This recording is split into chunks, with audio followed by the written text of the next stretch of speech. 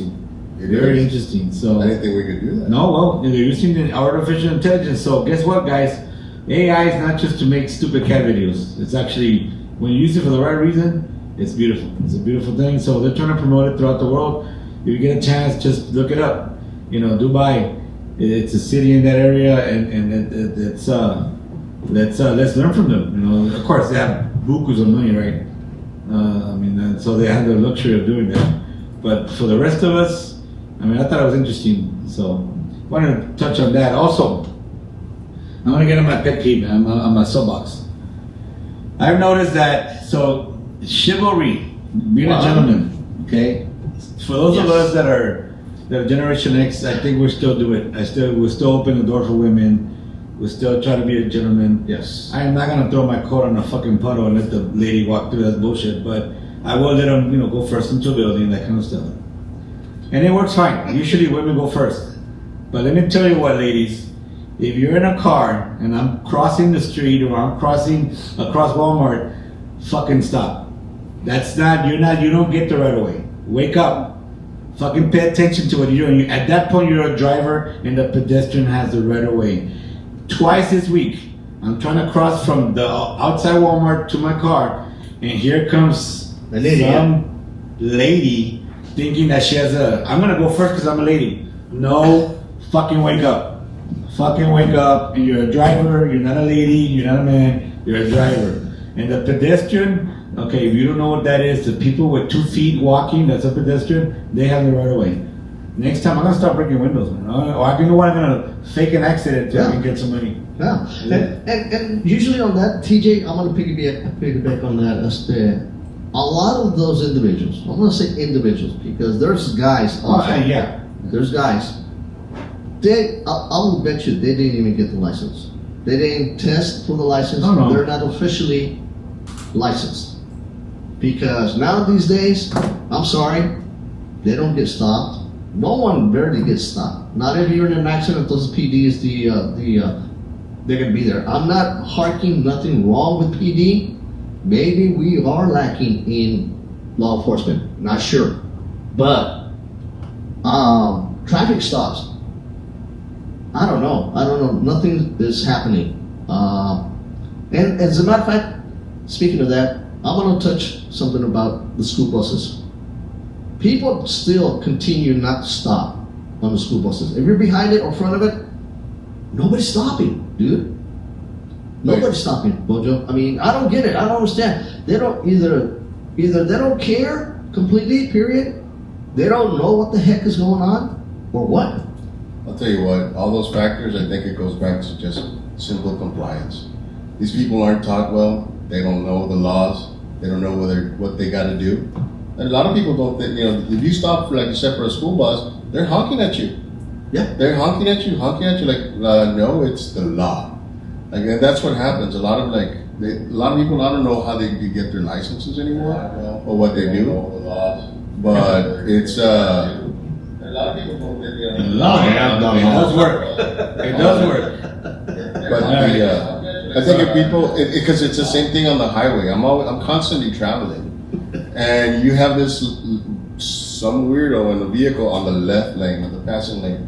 And they take that lane like if it's my choice. I want to do the, I'm not being mean to them, but I'm educated. You see somebody flashing the lights, move because you're on the passing lane. Exactly. And you're going to cause an accident.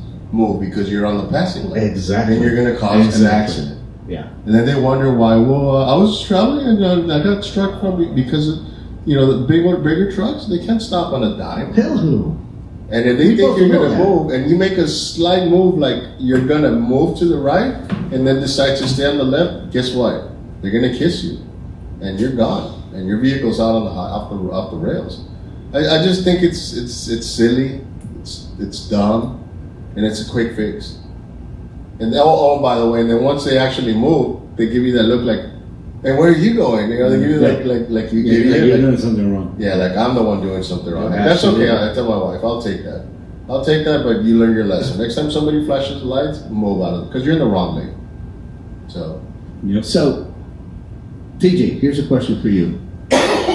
No, I'm not gay. I'm not lying. No, I got pictures and video from past years that can say different. So,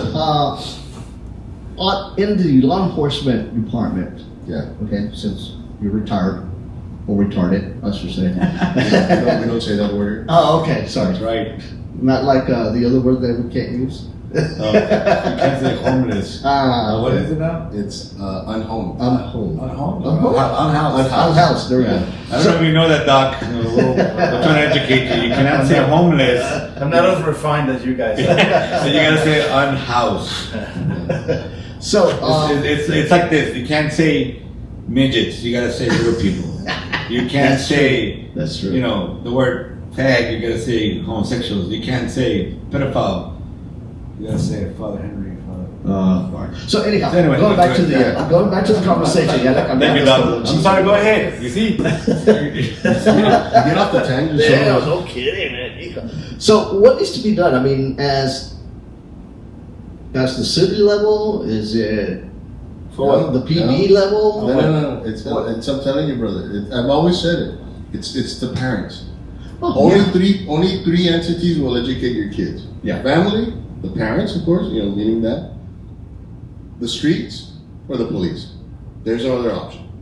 You can take them to church, send them to church and whatever, but after church, they go back to Mr. Hyde. We'll see. Or back, or whatever. The bad side. So it's the family, man. They keep blaming, it's the teachers. They don't give them attention. It's not the teacher's problem to give them attention. They're there to teach them. Oh, it's because at church, it's not the priest, it's not the pastor, it's you. It's you, the parent. Own up to it. Stop hiding. Stop shielding. Es que tengo esto, yo no puedo. Yeah. Well, then they shouldn't have been a parent. I'm sorry to say this. Yeah. Kids are they're a blessing. God loans them to us for whatever time we have them. And you gotta, because I'm telling you, one of these days he's gonna ask you, what did you do with those 3 kids that I gave you? Mm-hmm. So to answer your question, I know, yes, a lot of it has to do with law enforcement, but what can law enforcement do? Keep stopping your kid 5 times a day for the same error? Or do you train them? Or do you teach them and talk to them and tell them what to do and how to do the right thing? What's the fix? Yeah. Well, kids are a blessing, but I was told by my parents that I was special. No, you weren't planned. That's what they told me. Yeah, that I was adopted. That's why you were special. That I You weren't planned. was adopted. So You were adopted twice. Twice. you know what? Twice. Fuck you and fuck you, just in case. But anyway. That's how special you were. Yeah. They told you, eres especial Ay, porque sí. te caíste en un día ¿Tienes especial. hambre? Comete su amor club. ¿Qué quieres? Amor club. Bro, te caíste cuando naciste. No lo haces. No. You hit the floor. No, TJ started walking like A a los 3 months. porque estaba tan feo que nadie lo quería cargar. Nobody wanted to carry him. And Bojo was so ugly, he had to sneak up on a glass of water. I had to what? Sneak up on a glass of water. ¿Para qué te haces? ¿Para qué te haces? Oh my lord. But All right, it's probably true. Are we done bullshitting so we can get to the guest? The doctor here has a lot of shit to do, and All right, man. Let's this do is it. not part of his life. I feel at home right now, man. So you know what, guys? I asked. So let me tell you, Dr. Gilbert Salinas. He was my professor, my favorite professor ever, my mentor, and when it comes to psychology, and he's done a lot, trained a lot of people. I remember when he was teaching us, he was going on the weekends or whenever to San Antonio to get his doctorate. He was working hard. I know he's also a pastor. I don't talk about that. He's also a power lifter. When I met him, he was all skinny and shit. Hombre, Now he's a beast. He's not part of it. No, he's a power lifter, man. So he can lift you spiritually And physically. I like that, man. I like that. I didn't know that about you. Yeah, so Doc, I really appreciate you being here. It means a lot. It really My does. pleasure, bro. And basically, like we talked on the phone, hey, we're gonna whatever you want to talk about. My only question to you would be to kind of touch upon the status of the mental approach to servicing people and what you're seeing, what's new out there. The different types of abuses, whether it's the drug abuse or alcohol, whatever. But other than that, please talk a little bit about yourself. I know you're also a veteran, so he was Navy. It's okay. They're gonna hold that against I'm gonna hold him against you. him. We're gonna recognize Navy. They're like a part of the show. At least I wasn't in the Air Force. You know what? That's true. At least he was not in the Air Force. That's okay for all my Air Force buddies. Yeah. You know, whatever. Zip up your boots and go to take a nap. But Doc, without any further ado, please tell us about yourself and what you've done. Oh, well, thank you for having me. It really is a privilege to be here. Well, I was born here in Laredo. I grew up across, actually, in Laredo. My parents were living there, so I grew up over there. Went to school over there until the age of 15. Then in 1987, we moved down to here to Laredo, Texas. So I went to United High School, graduated class of 91. Then after that, military service, college, I eventually graduated from St. Mary's University with a degree in biology, minors in chemistry and psych. And because I had to fill out the rest of I was living there for one class. I'm like, no, let me just take more stuff. So I ended up taking psychology because it was easy to me. And then eventually I wanted to go to med school, but let's just say I was distracted with extracurricular activities. Women. Yeah, Women. it was what we call it studies in anatomy, like practical anatomy, and Very good. so so let's just say my GPA was not that stellar to get into medical school. And one time when I took my MCAT, which is the medical college test, which at the time I was still buzzed from not Fiesta, Texas, from Oyster Bay. From Oyster Bay. I was still buzzed, when I went to take the MCAT. Stupid thing, I don't recommend anybody does that. But I still did really well, and I remember there was a school here in Texas that told me, "Oh, you did really well on your MCAT for being Mexican." I'm like, "I'm not going to your school, thank you very much." Wow. So, Are you serious? yeah, I'm serious. Wow.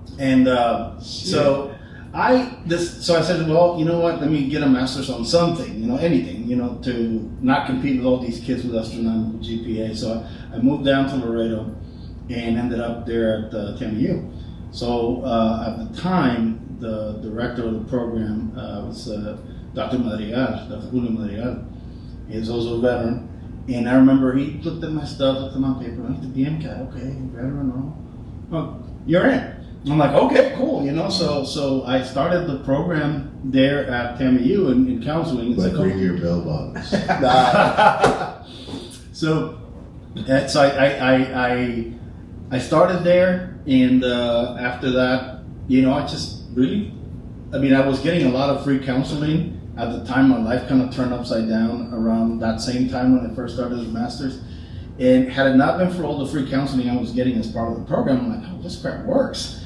So I actually really liked it, and I ended up staying in the field. So that's then after that, just started climbing, working for SCAN and getting my licenses and getting the practical experience, and eventually just the PhD was the natural next step. Then, like you said, when I first started at TAMU, I was already finishing the last hours of my PhD and working on the dissertation and stuff. And by 2005, that's when I graduated. 20 years ago, man, I graduated from St. Mary's with a PhD, and I've been at TAMU ever since. And now I'm also teaching at Nelson University up in Dallas and Waxahachie in the field of counseling and psychology. So that's then I went into powerlifting, and I had a powerful encounter with Jesus that changed my life. It was before that I was agnostic, borderline atheist, but God has a sense of humor. Yeah, he does. So now I'm a pastor here. I've been a pastor for 19 years at the Laredo First Assembly, just down the street from here. The executive pastor of Spanish Ministries, and also. I started, most of my life I did martial arts, so I did karate, and then eventually got into Chinese. Then marriage. So I got Martial arts. That's where I got my black belt. So I got into Chinese kung fu, but particularly the sanda, which is it's like sanda. Think of Muay Thai, the Thai. Just more aggressive. that's basically something. So I did that for years, for several years, and became an instructor. I got to actually train in Beijing. Wow. And you know, a bunch of 20-year-olds when I was in my 40s. You know, so still able to keep up with them. And then eventually, I went into lifting and started growing there, and went into strongman and powerlifting. Literally started growing. Yeah, in all kinds of ways. Yeah. But that's about it, and that's what I'm still doing. I have my private practice, you know, so I teach at 2 universities. I have my private practice. I have my gym. I preach at the church, and I have ADHD.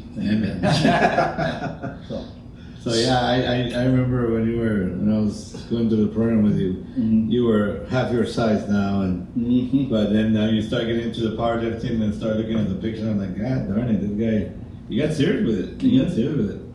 That's badass. That's badass. Not everybody can do that, man. Not everybody can do that. That takes a lot.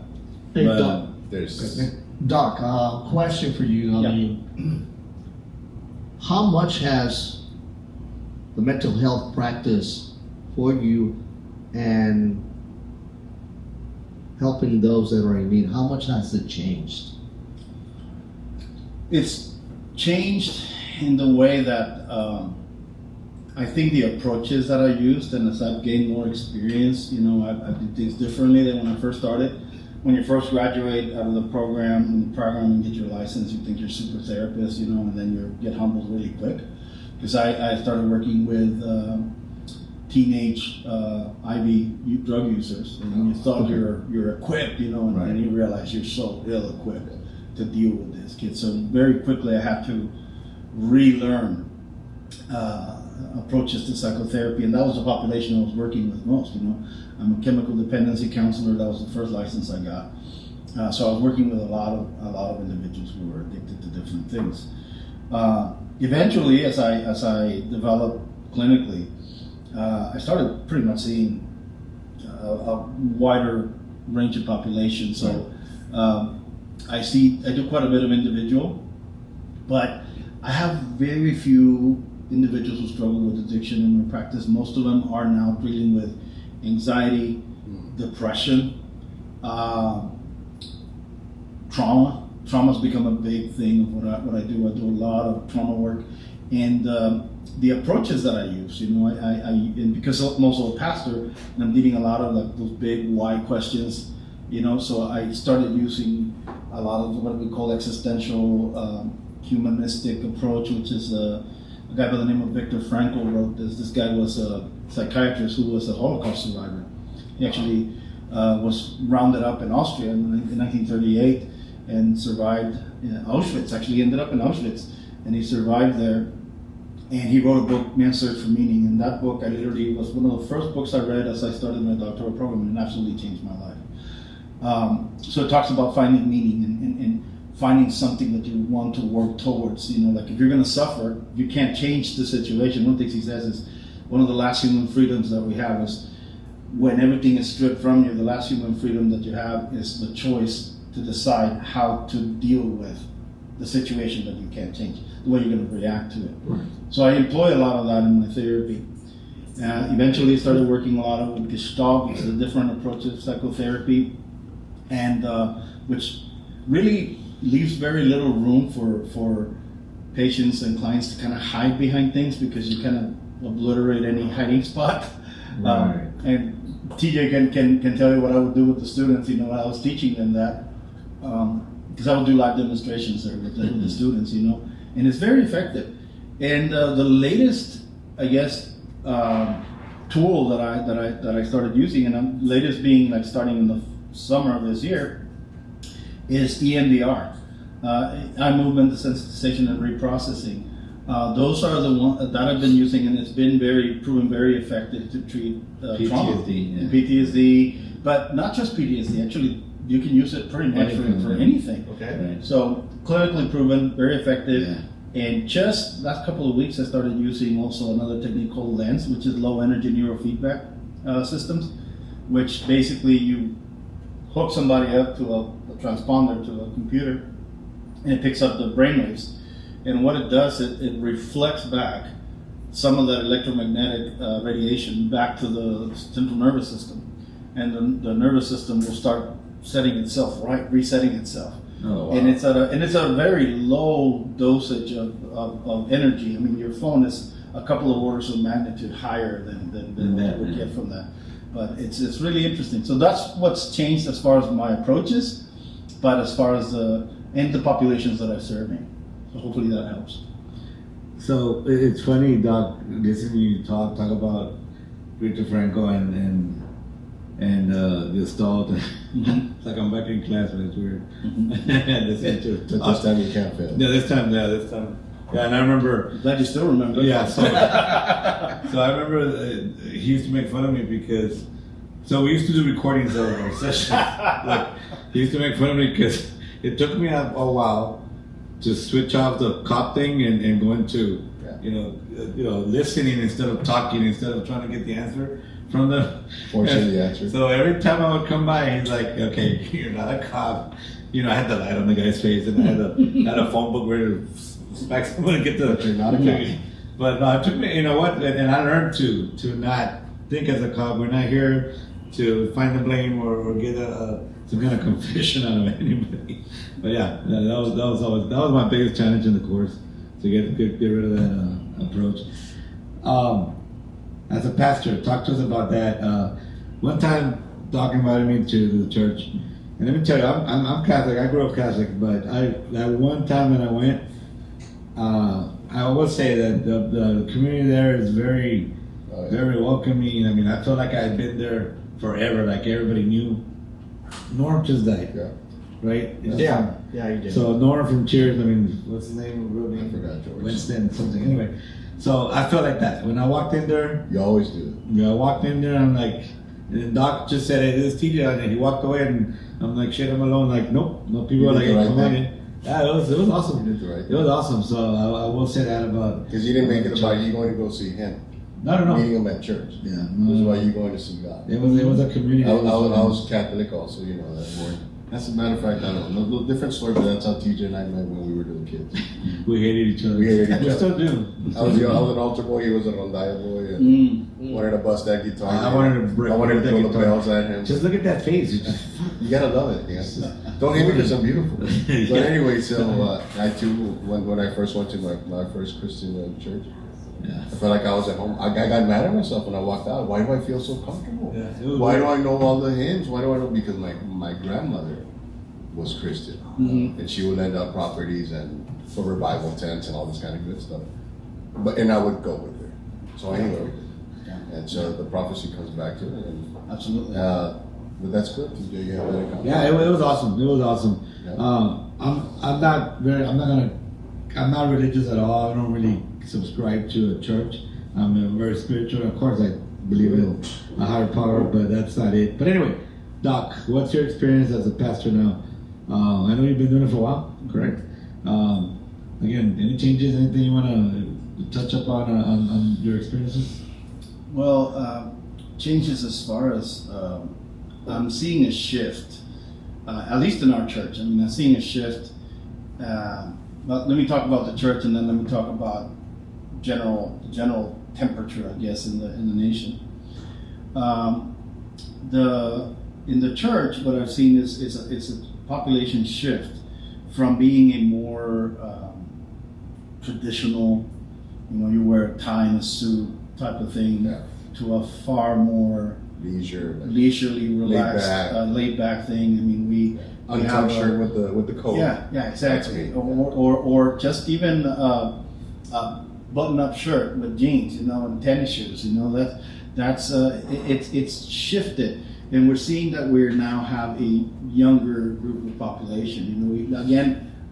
I'm getting old, so like the people that came in, now we're beginning to see a much younger. We see a lot of millennials and Gen Zers that are coming there. So there's several Gen Xers there, a few boomers, but we see that this generational shift, right? So we have to change with that.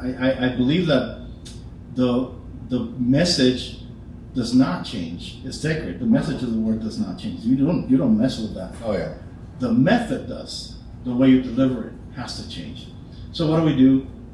we have a Starbucks in the church. That is true. You know, we have a Starbucks. Some people still complain about people are drinking coffee in the church and people are eating and I get distracted. I'm like, well, if you look at the Bible, people ate at the church. Yeah. You know, they shared food there. Absolutely. That was part of the whole thing. Yeah. You know, but some people get so hung up on traditions and things like that are more like man-made than anything else. But we've seen the change has become a lot more relaxed. And again, the message has not changed. The biblical accuracy in what we teach has not changed at all. But the delivery, the environment has shifted in that sense.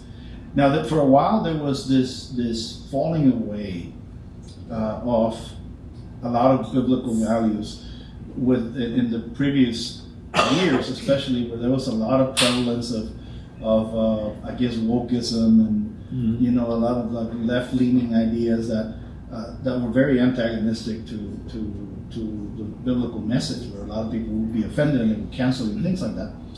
Which is interesting because one of the things that we see from the young people, is that they rebel, right? They rebel against social norms, to assert their independence.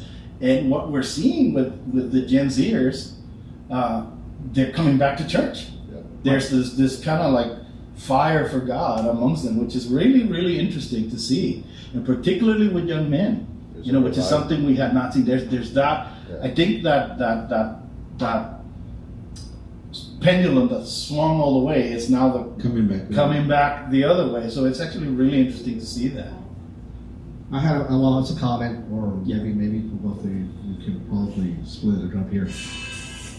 So you believe it's now how times are a little bit more difficult, a little bit more, I'm not saying scary, but I kind of believe that a lot of things are happening because the near or the whatever is coming. Yeah. I mean, yeah. And then with a new pope now. Yes. Well, interestingly enough, I was very relieved that the new pope is a lot more conservative than Francis.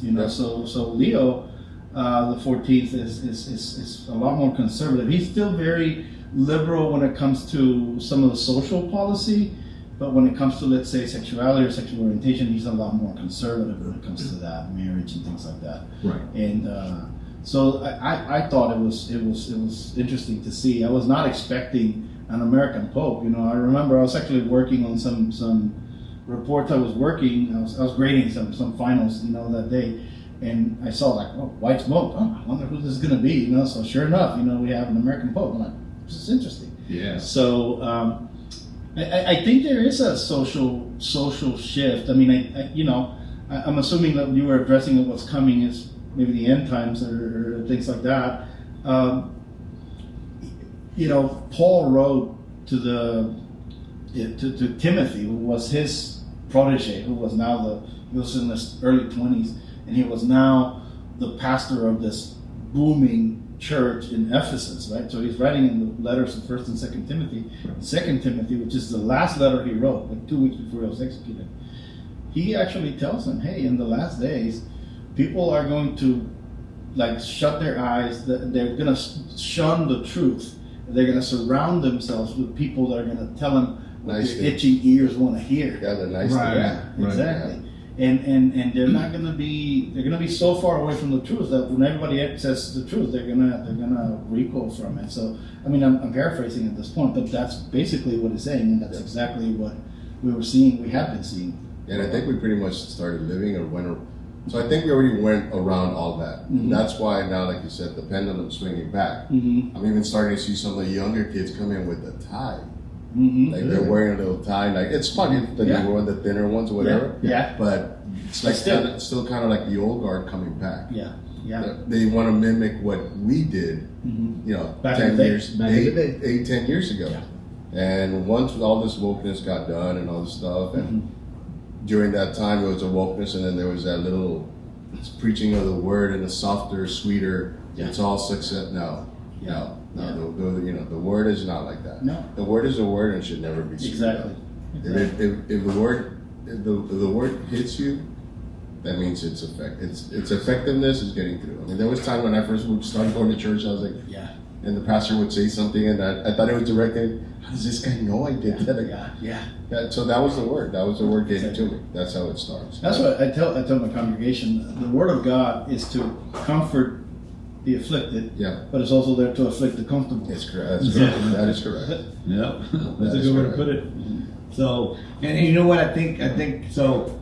You know, being military, we grew up and we are used to uniformity and dress for the occasion and show respect. And the truth is that the new generations, those are not their values. No. And if you want them to come to a church, to a whatever, you gotta have sometimes, you know, be a little more lenient with some of these things. Because if you say you're not gonna walk in here without a suit and a tie, Yeah. you're gonna have an Yeah. empty Exactly. seat. With these kids, you got to kind of make it a trend. Yeah. If you don't make it a trend, it's like, it's going to take them a little while before they jump on. And after a while, you know, who cares, man? The important thing is that they're there. Yeah. You know, tampoco you don't want to, you know, shorts and not tirado. Tampoco, it's got to be a limit. No, yeah. But if they, the thing is to get them there to experience the week's teachings and whatever. That's what's important. Yep. So that's pretty cool. All right, let's jump into the power stuff. Powerlifting. Well, what the hell happened there? Yeah. You didn't. Well, this is interesting. A lot of anger. A lot of anger. Yes. Well, to be honest, this is where I release my aggression because I know. That's- I'm a pretty naturally aggressive guy, you know, and as a pastor, I have to be nice to everybody. As a professor, not necessarily, but as a therapist, I also have to be nice. So I have to release some of that frustration and my ADHD. So I have to like have those pressure valves. That right? out. So first it was martial arts, and I started climbing to that, and got to the point where like I became an instructor. I was teaching. I was doing all the stuff. I had fighters, but my kids were really young at the time. They were also going, but my wife, you know, started having some issues with the sense like you're never home. You know, you're not home. You're always training. You're at work. You're this. You're that. You're not involved with the kiddos. And I'm like, well, you know, you're absolutely right. I need to change something. So I basically said, okay, well, I'm going to walk away from this. I'm going to retire, if you will, from martial arts. And I said, well, let me find something to do that I can do easily and it's not going to take time. Well, I work at Tammy Hugh. They have a great rec sport. They have an awesome gym there. I can go and lift. I always like lifting weights. So I went and started lifting weights. And of course, I have lifted on and off for 30 years, but I never really learned proper technique and stuff like that. Training. Right? Yeah. Exactly. So when I was training there, I met a real good buddy of mine, Gabe Rodriguez, and he was the strength and conditioning, the director of that there. So he's like, basically, like, tell me your technique sucks, and let me help you. So he started teaching me proper technique, and he introduced me to strongman, actually, which was the first sport that I attempted, you know, in the strength division. So I had been lifting already for about 3 years. And I said, well, let me tackle my first strongman competition. I always wanted to do it. I found out about it. Like, it's so awesome, right?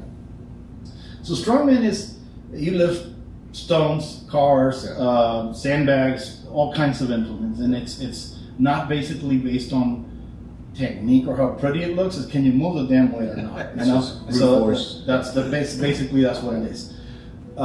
So I became really intrigued by that. So I signed up for my first competition ever. It was in Corpus, and I came into a very close second place. There was 30 some of us in my division, the novice division, and I came to second place. It was just great, right? So then I said, let me go to another competition. I went to another competition in Austin. Unbeknownst to me, I was hiding for one of the more serious competitions here in Texas. And this is like right at 2020, right before the pandemic. And I went in there and I said, well, I'm going to sign up for the Masters since I already did novice. Now I'm not going to compete with novice. I'm going to go with Masters, which is what they call viejitos, right? They call it Masters. Yeah, that was that word, Masters. Yeah. So, Muy so levantar esto depends. yeah, so they put us in there, Yes, master. and I had my butt handed to me. You know, I literally walked away feeling like a little girl. You know, like, oh crap, okay, I need to. This is real lifting. These are real Yeah, strong they're men. big guys. Yeah, some of these guys were like literally 6'6" and 400 pounds. You know, like their backs were this big. They're huge. And I'm like, okay, all right, now I know what I'm up against. So I started doing more and more of that. I've competed at nationals 3 times already. 2 years ago was number 7 in the nation. Last year would have been different, but last year I was recovering from surgery, so I couldn't go. This year, I'm actually in August the 16th. I'm going to be competing in Ireland, in Dublin, at the Nice. world Nice. at the world final in it's called Static Monsters. So I'm going to be doing that. It's basically log, Yeah. the deadlift, the axle deadlift. So Is that going to be The televised? Rod. I'm Yeah, sure they it's are. going to be. It's They probably are. going to be Those are streamed. televised. Yeah. That's awesome. So I'm going to be over there in Ireland, and so it's my first internationals overseas competition. You know what I'm saying? It's a grand. So I'm praying to God, and I'm beginning to prepare to podium. You know, there. Yes. That would be a heck of an Yeah. accomplishment. As I was doing strongman, my coach, that competition that I got my butt handed to me. I had never done a lot of one of the things that didn't work for me is that I was not experienced with the equipment, because the equipment for strongman is very specialized. Stones and yokes and things like that. I didn't have any of that. They didn't have anything like that. couldn't train it. You know, so I never trained with it. Yeah, So that was my perhaps. first time using it. So one of the guys that was coaching, he says, anybody has questions? I'm like, bro, I do. So like, you've never done this before. No, and he's thinking like either this guy's an idiot or he has huge balls. So what's the story with this guy, right? So he said, well, luckily it wasn't that you were an idiot. So basically what happened out of that, apparently I left an impression in this guy. I scored, I came in 4th in that competition, I believe. But he offered me a place in the team, in his team, you know. Oh, So wow. he started training me in that. So I started doing more competitions and started getting better and better and better, and to the point that now it's like I'm now competing in world class stages. But in the process, he told me, dude, you're very strong. You're very, very strong. You have, but you're fat and you're slow. So you need to lose weight. And you need to get more mobility so that you can do better in strongman still. And this is about 4 years ago. And he goes, but you would kill it in powerlifting. I was powerlifting. I'm like, yeah, man, I think you would absolutely kill it there. And I'm like, okay. They're like, hey, we have a powerlifting competition coming up. Do you want to jump in? I'm like, okay. So they started teaching me like the rules, because there's a bunch of rules in powerlifting, right? And I went, okay, I got gold that day. But then the next competition that came in powerlifting, I started setting world records. Oh, So nice. world record after world record after world record. So and what I'm saying about world record, it's world record in my division at the federation I was competing. So I was setting all the world records in all the federations I was competing. So I have 30, 40 world records, that I've set in different categories and different federations. And right now I'm working towards all-time world records. So I'm working towards that. So I've competed in California, I've competed here, and that's how that's taken off, So I'm going right now. I'm working on getting my squat up to 1,000 pounds. So I'm there. It'll come in within the next couple of months. I'm almost there. So I was able to do it. I was able to squat it to within about 2 inches of parallel, and was able to get it, pretty much. But still not a full squat until I get to parallel, right? Right. And I hit parallel with 1,000 pounds a couple of weeks ago, but I lost my tightness at the bottom, so I just basically dumped it. But slowly but surely it's getting there. So that's what I'm working on right now. That's awesome. That's awesome. Yeah. Well, Congrats, Don. well, hopefully we'll be able to get him one of our shirts so we can show him off. Yeah. Oh, heck yeah. In Dublin. Did you say Dublin, Ireland? Dublin, Ireland. Oh, Dublin, Ireland. Yeah, look for the look of the Irish, right? That's awesome. Yes. That is really cool.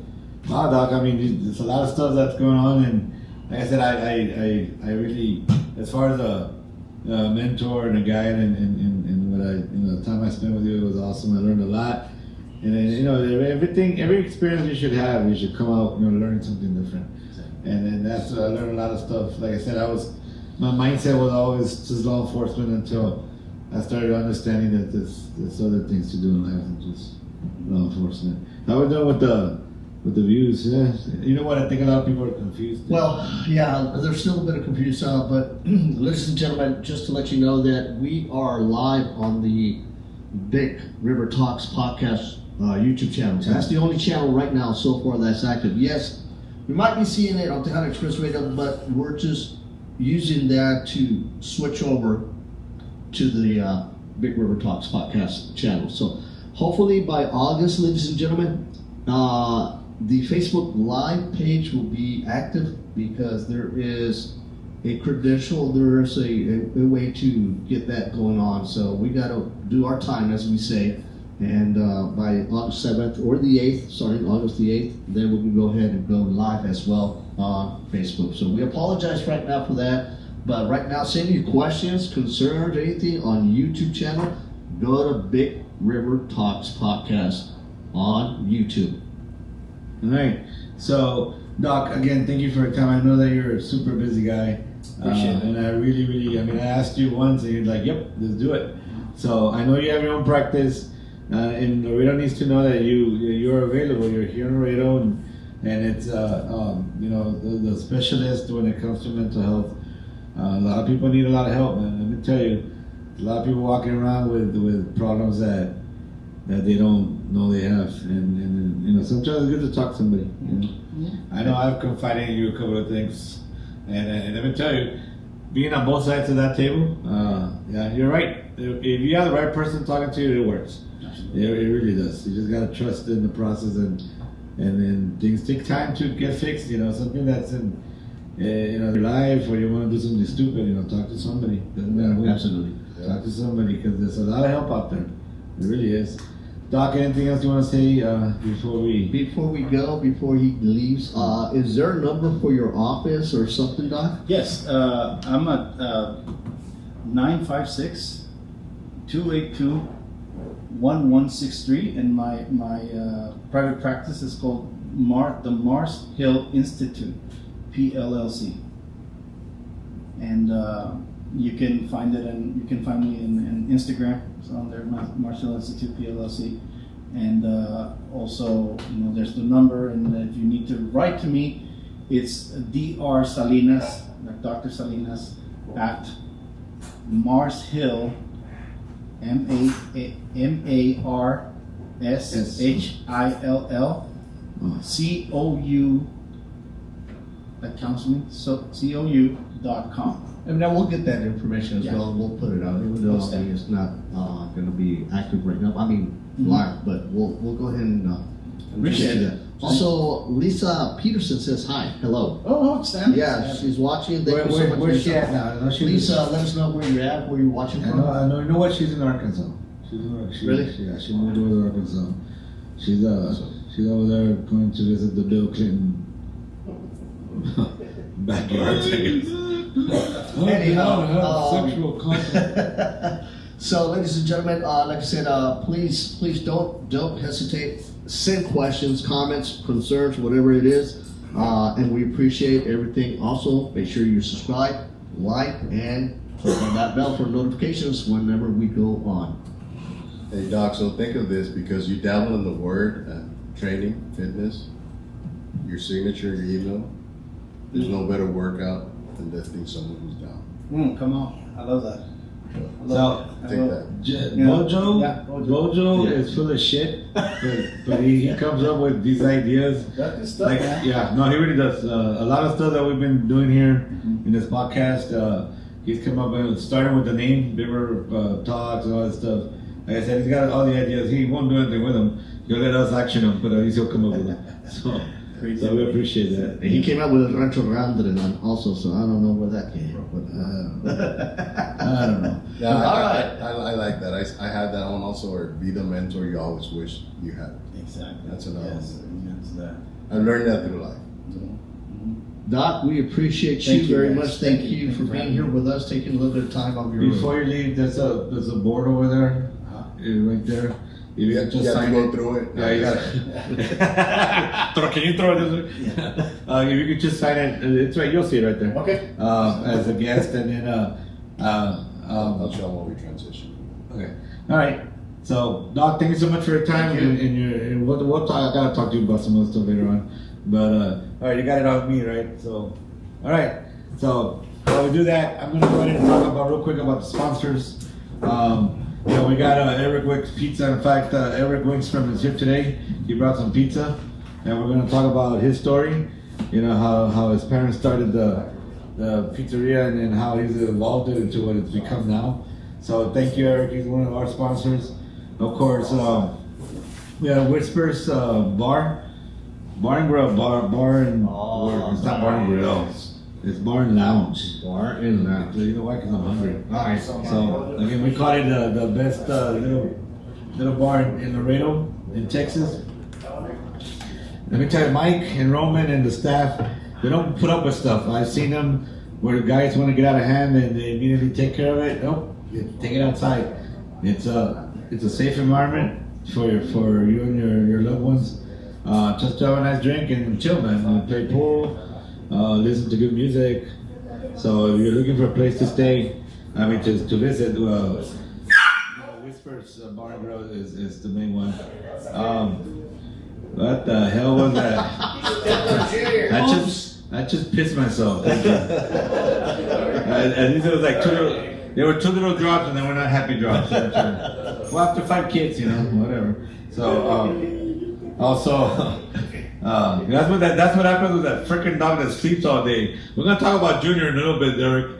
That dog will sleep 27 hours a day. If we have 27 hours a day. Anyway, so Classic Cats, guys. It's a new band out there. A bunch of old farts playing a bunch of oldies. Also one of the sponsors of Mariachi Mix, Outfitters and More, Worldwide Protection Services, and of course the Mariachi Mezcal de Tejas. I always say we're the second best mariachi in Laredo because everybody else says they're the number 1, so we're gonna be number 2. So, but anyway, okay, those are our sponsors for right now. Going back to Whispers, they do have a lot of special guys throughout the week, from first responders to. I know on Tuesdays they do. They'll do some kind of cookout, They have a little. They have street tacos and so Mike and the crew do that for the customers that go in regular. Also, before I forget, they do have upcoming events. Believe it or not, June 7th, I believe, which is a Friday or Saturday. I think it's a Saturday. David Mares will be in town. David Mares at Whispers Bar and Lounge. David Mares is still playing? Yep, believe it or not. He just came out with another new song and working on an LP. Right. Also, this Friday, I believe it is, Conjunto Dreams will be performing. That's right, Dreams. Yeah, Conjunto Dreams will be performing. Mojo 2. Mojo 2 will be there. Yeah, the best conjunto in town. Hey. Mojo 2 will be playing. So, all right. So, let's see. We got a local. This is very interesting, I think, coming up as a guest. No, behind you. No. The other guy. No, not the other guy. Nice. Come on over. So we have a guest that I thought was very interesting, and I really wanted to put her on because she's one of those that. It's like Batman. She's something by day and then something by night, which is badass. That is cool. Yeah, it's like Wonder something. But so I'll let her explain what she does during the day, and then what she does. Her real passion. I know her passion is what she does, but trying to break into the music scene in any genre is tough. It's tough. We all think we're singers, right? But to get through and put out music and put yourself out there because, look, every time we sing, every time we perform, we have 1,000 critics out there, and they talk a lot of crap and whatever. But if you're not actually doing it, then shut up and enjoy the show. And you can hear we put a little bit of some of her music out there. But I really appreciate you taking the time, Marita, to come by. I hadn't had a chance to meet you. But thank you for taking the time to come to this little podcast. But we'll give it 20 seconds to listen to this. Que dicen estar encantado. All right, Maritza. Without further ado, please introduce yourself. Let us know who you are and take it away. Claro que sí, muchísimas gracias por haberme invitado aquí al Big River Talks. Thank you so much, especialmente aquí en my hometown de Laredo, Texas. Gracias por invitarme. Yo soy Maritza Gómez, soy de Laredo, I'm a singer-songwriter. Y ahorita tengo mi new single que se llama Valientes. Y ahorita lo vamos a tocar un ratito más. But again, thank you so much for having me and for inviting me here today. Nice. So, tell us what you do by day. How do you hide from the Tejano singer persona? Maybe she doesn't want to. She's gonna say it. She's already here. It's over. Yeah. By day, actually, I'm a throughout the whole mercenary. school year, throughout the year, I am an educator. There you go. There you go. I'm an educator, and you know my songs play throughout the day as well. When I'm working, they're playing them. Those kids are gonna hear them no matter what. Yes. That's good. So yeah, I'm not gonna ask you where you work or anything like that. No, but might as well. No, No, because we don't want to No, no, we don't want to get in trouble. Muy chonito, ahora sí, no. Al rato la corren y qué chingados vamos a hacer. No. Ahora aquí va a estar ahí, hey, I need a job. ¿Qué vas a hacer? ¿Verdad que tenemos que batallar cada jueves aquí? So if you don't know a little bit about us, Marisa, we're combat veterans and we know each other for a very long time. So our approach and our sense of humor is a little different. But anyway, so we talked about what you do during the day. But okay, so talk to me about your passion. What made you decide to put yourself out there, to write the songs, to try to share it with the world? Well, you know, when I was growing up, my parents were divorced when I was 5. So my mom relocated everyone from Laredo, the family, to the Dallas-Fort Worth Metroplex area. And interesting enough, I would write songs without even knowing was writing. So when I would like a song that was playing on the radio or that I would just listen to, I would listen to the rhythm, to the beat, but I would put my own words instead of the lyrics that were already in there. So that is how I started writing songs, and I not to brag or anything, but I would always make an A in my English class, in my writing papers. And I always enjoyed writing from a very young age. Fast forward to 2020, as we all know that year, it was the pandemic. I would long to get everyone again in the backyard the way we would always do as family members. And we lost a very good friend of ours to the family. And so while I was longing and reminiscing about the times that we were together, I just started writing my first song, and that was a mariachi genre called Grita Conmigo. And in writing it, I kid you not, as soon as I wrote it and I came back, instead of reading it, I was singing it. I already knew the rhythm, I already knew the genre, and so that's how everything just started for me. And then from then on, I just took off writing songs, recording songs. Ruben Vargas is the one that does my arrangements, and Rene Gasca. So you know, Rene Gasca is or was on Selena's music projects. Right.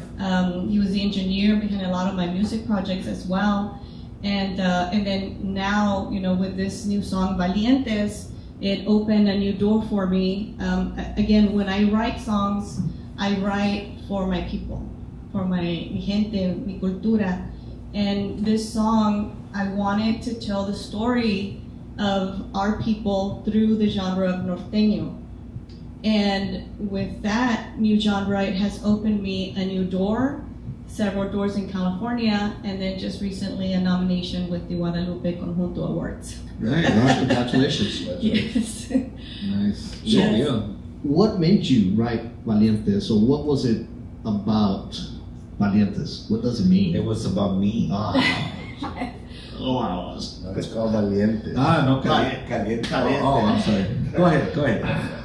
So I was already working on another music project, again with Ruben Vargas, and then I love Ruben. yes, saludos a Ruben. Saludos. Y a René Gasca, Abel también, and so we were working on that. I had written a new song, and that's the song that we were gonna start working on. And then one morning I wake up and I'm drinking my coffee, watching TV, and to my surprise I see everything that was happening to our Latino communities in the whole United States. So that it was unbelievable. Then I saw more of it on social media, so I just turned everything off, the TV off, and my phone off, and I just told my family, Mom needs a little break. I'm going into the living room. I closed all the doors, the windows, and I already had all my writing utensils, so I started writing the song. I didn't have the title yet. I started writing it, and immediately after, I picked up the phone and I contacted, of course, my music production, Ruben, and I told him I wrote a song and it tells our story. And he says, what story? Well, what did we do this time? Or what? Yes.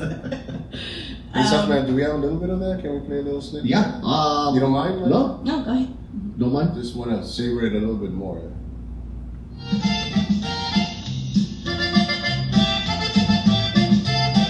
Bailamos.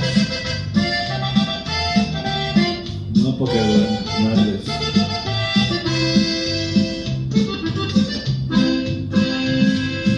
Vengo de tierras lejanas, trabajo de noche y día, dejo a mis hijos, señores, en la escuela y en la casa, para que sueñen muy despiertos, me une a ayudar al paisano.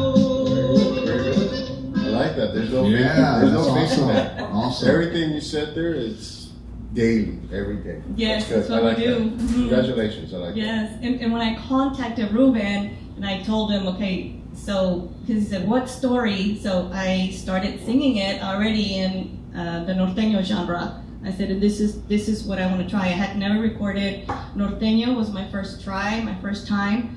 But again, you feel it, and it doesn't matter what genre as a singer-songwriter, true. we shouldn't It's the limit message. ourselves. That's true. So true. I'm being that we live here in La Frontera, so I said this is the genre I want to record it in, and we released it, and we already have also the music video out that I had to record it right here by the riverbanks. Yeah, it was nice. Got In to mi see casa. that. Yeah, it's very, Yeah, very nice. I've seen that. In fact, that reminds me of. So a lot of people ask how come I became a cop and not a border patrol, because I was afraid of stopping my grandma.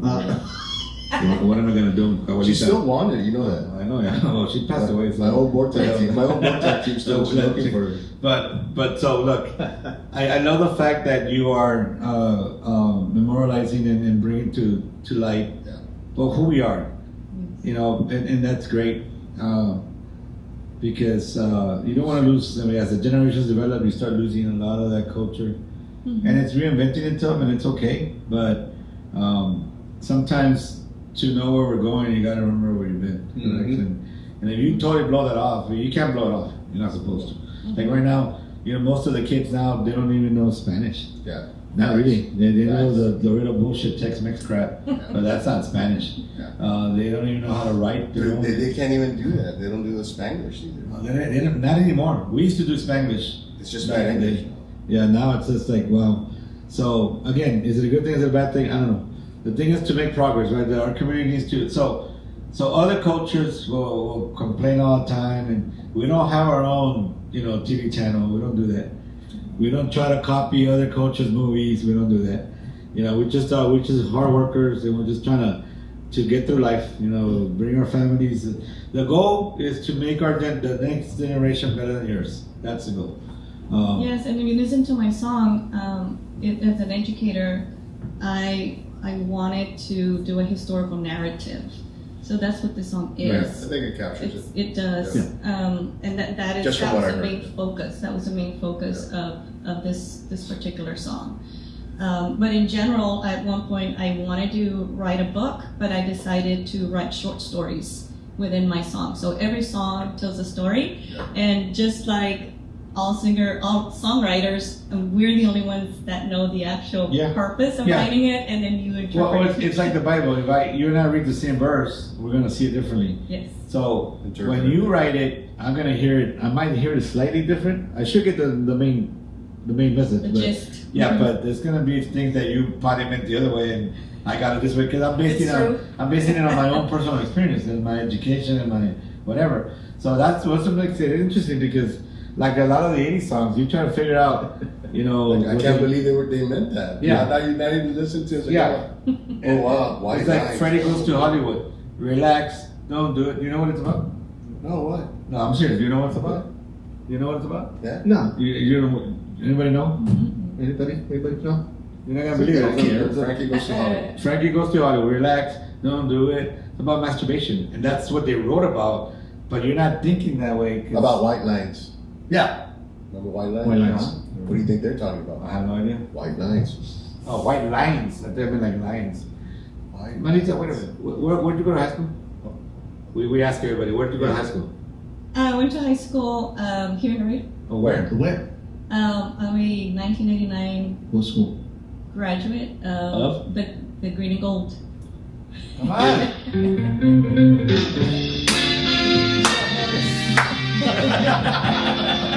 So Of course, that's funny. like Rocky. That's crazy. I'm silver class also.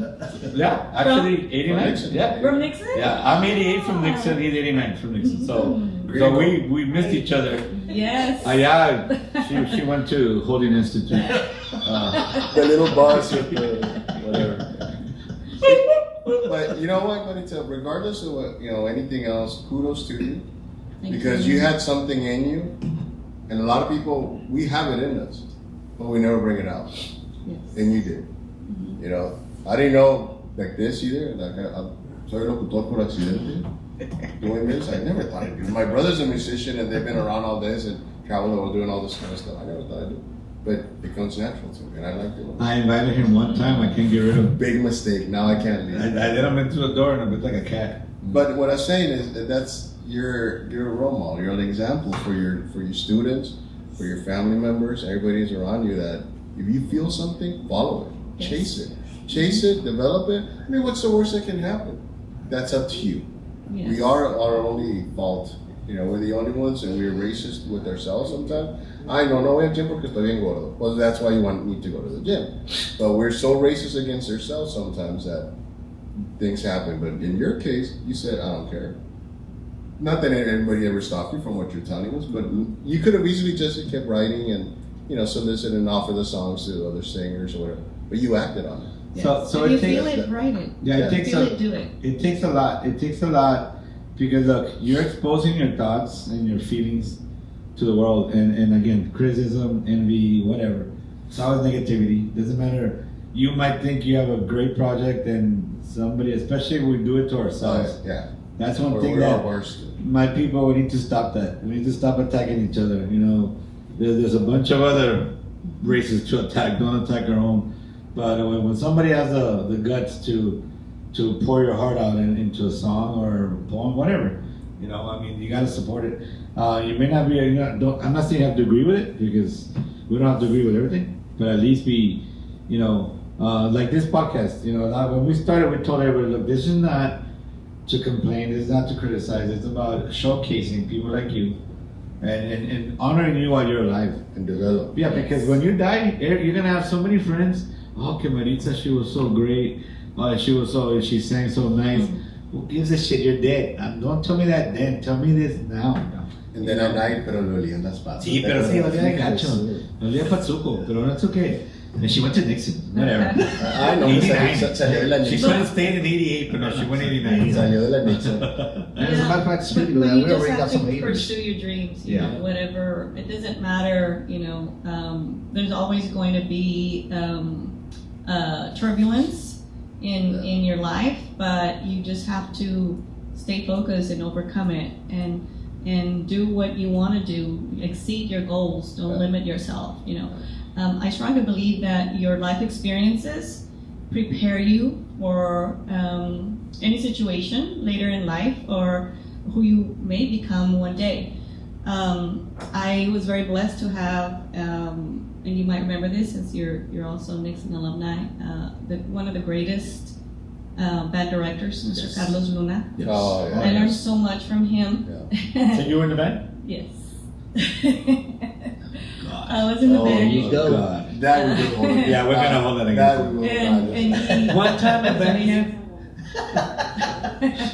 So you did 4 years? 4 years of band. Thanks to him. So you can read notes. Yes, he Right? did. Awesome. So let me tell you. Here's a question. Here's a $20 million. Yeah, here we go. So, do you think the better musicians are the ones that read notes or the ones that do it by ear? Because look, you have like Ruben. Ruben Vargas is a genius. Oh, he's a genius. Yeah. He plays every single He's instrument that you probably can the think of. youngest man I know, but he's a genius when it comes to music. In fact, the song that I have out, he played all the instruments. I have the house song out. Yeah. Yeah, I mean, whatever you ask him to play, Any genre, any he does. instrument he does. Have you ever heard him do air triangle? It's awesome. Yes. But so he does both. I mean, any song even if he's never heard it, because he knows the music so well and the theory behind it, he can do it. So in the group, I have a mariachi group and I have my drums behind you. Mhm. My point is I cannot read music. Let me tell you my experience with Mr. Luna. Let me tell you my experience. No, actually, So you were in the band as well? no. Hold on. In Lamar, I showed up and I signed up for band. I get there. With Miss Moreno. I don't know who was there. It was a guy. There was some guys. I'm talking about, let's see, I went 84, 82. Ooh. 81, 82. There was high school back then? No, shut up. Middle school? No, middle school. Middle school. Shut up. And you didn't know how to read. No. So I get to my first day of band, and I had signed up for, I wanted to play tritoms. That's what I want. Okay. So I'm like, okay, where are my drums? So they give me a trumpet. I'm like, what's this? Are you gonna give me another one so I can hit the drums? I mean, no, we don't have any more tritoms. This is what you're gonna get. I'm like, me and my big mouth and my attitude. I'm like, see you guys. So I literally walked out and went to the conference and said, give me out of band. So that prevented me from being in band. That one act. Thank God. And it's a good thing because my thing was RTC, our thing was RTC, and we were very successful in it. So again, we all have a destiny, we all have a life, we all have a lane to follow. So I guess, and all my friends on mariachi, whatever, now even you all read music. I might as well put Chinese in front of me because I can't read it. Well, I think everyone starts by listening. I don't think everyone starts knowing already how to read music. You learn it unless you're already born with that. I don't want to sound cliche, but you gotta feel it. You gotta Yes. feel the music. Well, That's how I started. I played by ear. They would play it for me, and then I would. you get it, yeah. But so I'm sure it helped you to a different level, understanding it. I'm just saying that to me it's like I don't know. I'm maybe because I'm lazy. I don't know. I mean, I don't Or know. did it kind of slow you down, or not ruin it, but slow you down a little bit to where I used to do it freely, and now I have this in front of me to follow? No, because I think that once I started playing by reading it, I really didn't need it because I would just listen Yeah. and then just do it. So then I mean, predominantly year by year. predominantly, right, yes. okay. Mm-hmm. That's what I'm saying. So I know I never knew a word. predominantly. I believe it. That's nice. Last week was That's my second master's. last week was That's the only reason. That's the reciprocal. only reason I went to school. Last week was reciprocal. Oh, that's right. Oh, reciprocal. Yeah, we're using big words here. High So, vocabulary. Here's another one: supercalifragilisticexpialidocious. Say it. Regardless. Say it. Anyway, stay focused. See, stay focused. All right. So I guess because I always ask that question, a lot of people make fun of me because I can't read. Look, I don't care. I don't want to read music. I don't care. Just play it. Just tell me the key. I know the scheme of it. I got it. Whoa. And especially when you're playing a certain genre like mariachi, pretty much everything's the same, except unless you're Mariachi Vargas, that they're a whole different level of music, right? But if And that's what you're it's about. You don't really need to read a note. You can just feel it and hear it and mimic it and play it. you'll get by. You'll get by the song. Mm-hmm. So what's next for Marita? What's in the future? What South Manhattan, I'm sorry. South Manhattan. Oh, you were saying that there was a hater? There was some hatred. Yeah. Ya se le olvidó, güey. Wake them up. Wake them up. Lorex. Lisa Patterson. What is it? She Who is hates Nixon, of course. Oh, she went to Martin. Okay, this who's Lisa Peterson. You know what? So here's the thing. I'm gonna see if you know the answer. Once a tiger, always A tiger. retarded. So that's No, you know. She didn't know the answer. yeah. Next guess. No, because she's a Mustang. Next So guess. she doesn't know the answer. Very good. So anyway, so what's next for Lisa? How many tigers? Marita, How many tigers did we burn in our time? Martin has a really good band program as well. Yeah. They've been doing See, really now good. she's thinking. La banda. Now she's They've being been a doing really teacher. Now good. she's being educated. Yes. No, they Yes. just Now she's being Also, she's teaching Yes. at Martin. That's what that's. Now we know. No. Now we know. Yeah. Saludos a Mr. Bobby Castro. There you go. Big, that's it. Yeah. The cat's out of the bag. They're really good with their music, Now with we the know. Tigers. También in Nixon, Nixon's doing really good with Always. Mike. Yeah, Mike right now is the band director there. Yeah, so I have my daughter's Mr. Navarro's been there for years. Oh, yeah, so- Saludos a Mr. So Navarro, Chris they Moore. caught on the dinosaur. I was supposed to go back to Nixon to be their next ROTC instructor. Actually, we were supposed to, but now screw that. Uh-huh. Better go back to our alma mater. But Life said different. Yeah, but yeah. so what's next for you, Marita? I am working on the song that I put on hold because of Valientes.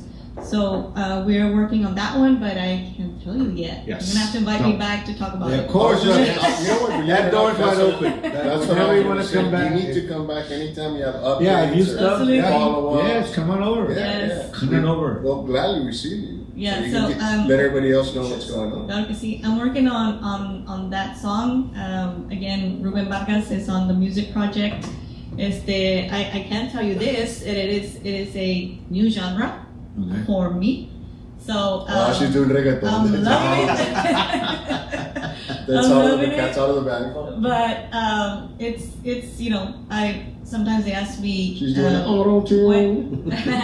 what advice would you give those that are starting? So just if you feel it, do it. Exactly. Don't be afraid. It's like Exactly. pooping. No what I mean, ifs. you just There do should it, be there you should know? be no what ifs in your life. Yeah. What? Life's too short, correct? Yes or no? Well, it just depends on.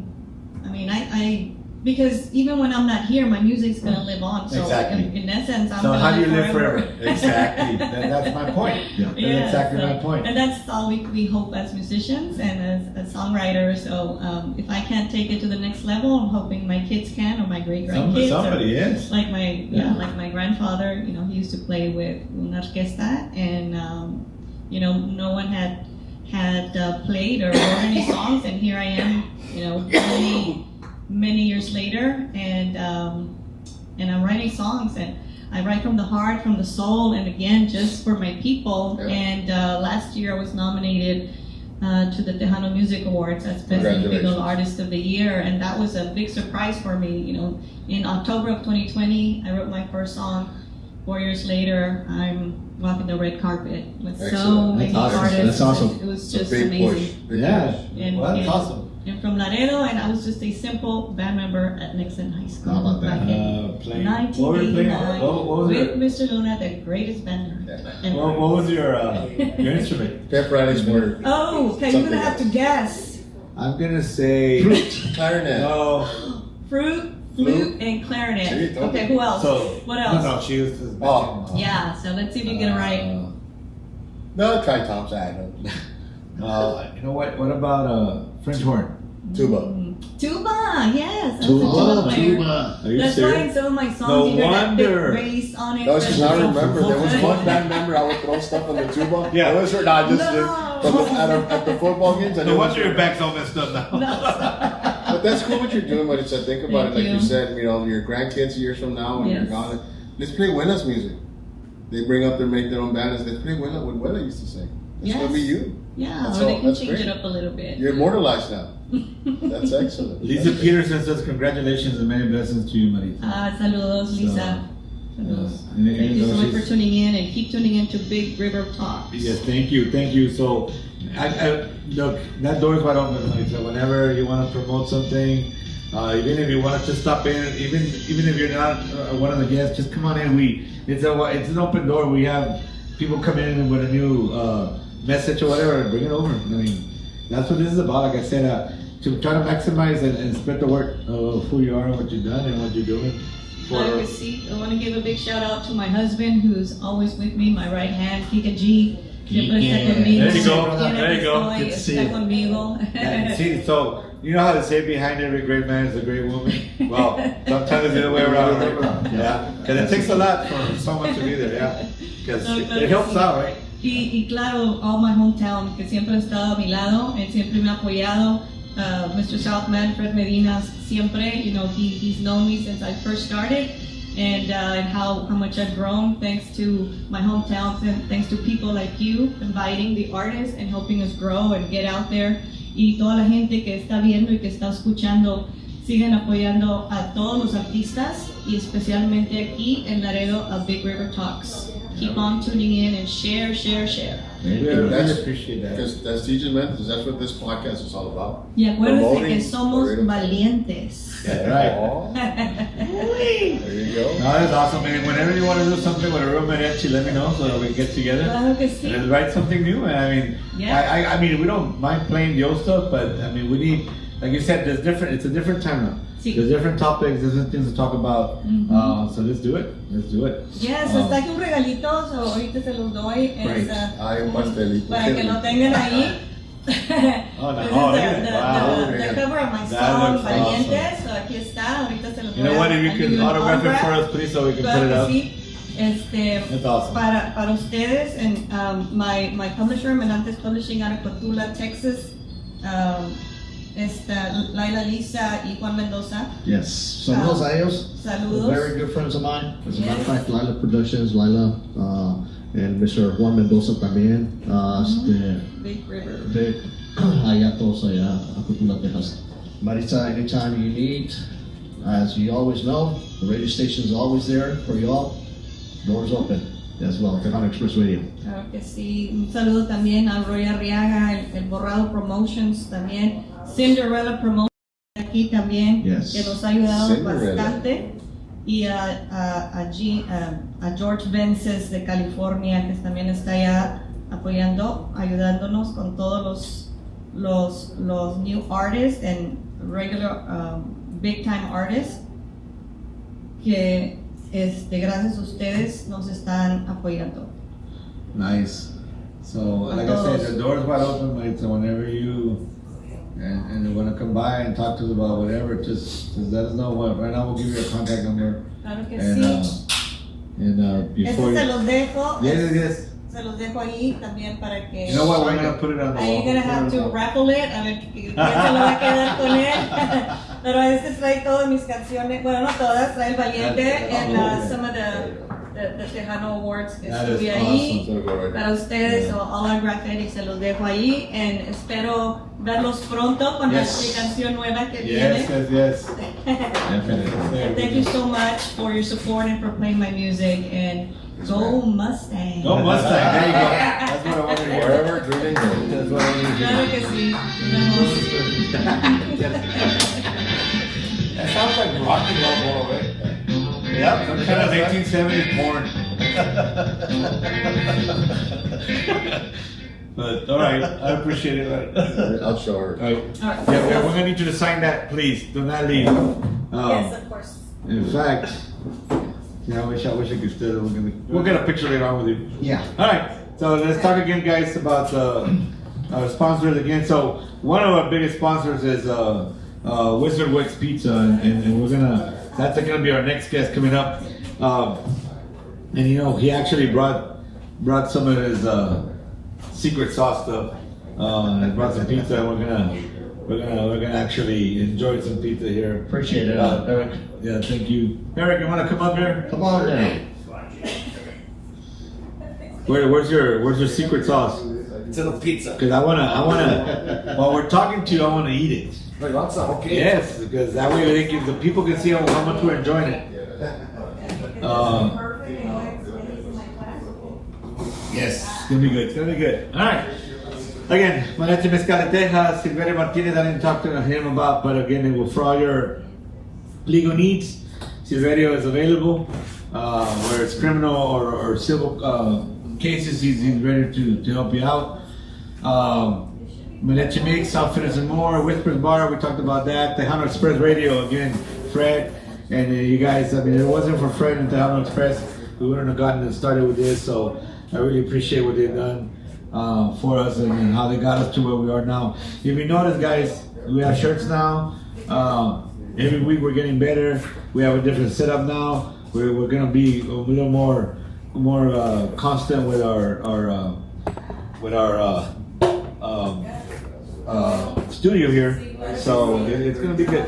It's gonna be good. But anyway, so without further ado, hey, what's your pizza? Thank you, sir. Thank you, sir. Thank you. Thank you, Eric. Thank you, Awesome. Eric. Look at this. Wow. Eric, Lisa says hi. She says a Peterson? shout out to you. Yes. Lisa. Yeah. I love Lisa Peterson. Tell her I say hi too. All the way from She Arkansas, says, hi. Arkansas. Arkansas. Arkansas Nice. right now. Only two things come out of Arkansas: steers and queers, and I don't see any horns on her. Oh, come on. But A lot of yeah, stuff comes out of Arkansas. You got meth. wow. Yeah. Okay. Yeah, he's right. He's right. So I have to compliment Maritza here. I mean, a musician. I didn't know she was a musician. I didn't know who she was when she came in. It takes a lot of guts and a lot Right. of balls Thank you. Thank to you. get up there and sing your heart and soul. And wow, I mean, Yeah. it's very impressive. You know, there's been times that there've been people, you know, It has, and I mean, I'm surprised because I've seen her grow. I've seen her grow when I first met her, and she's done a lot. She has accomplished a lot. So yeah, it takes it's a lot of courage. It takes a lot of courage. I've seen people like, talk shit. Of course. They messed up on this. I didn't say this right. I said, hey, bro, get up on stage. Just say your name. Just talk. You're gonna sound like a bumbling idiot. Absolutely. Don't be criticizing musicians. Absolutely. It takes a lot of courage to get up there. that's so true. That's so true. So how you been, Eric? Pretty good. Yeah, Ready to pretty go? good, thank God. Business is good. Business is good. Awesome. Can't complain. We'll let these guys take pictures. Yeah, I know. Famous people are gonna be famous. They are. Yeah. Yeah. So no. We do have a lot of talent in Laredo, believe it or not. People just haven't been around to see. But yeah, we do. There's a lot of talent in Laredo, Texas, and believe me.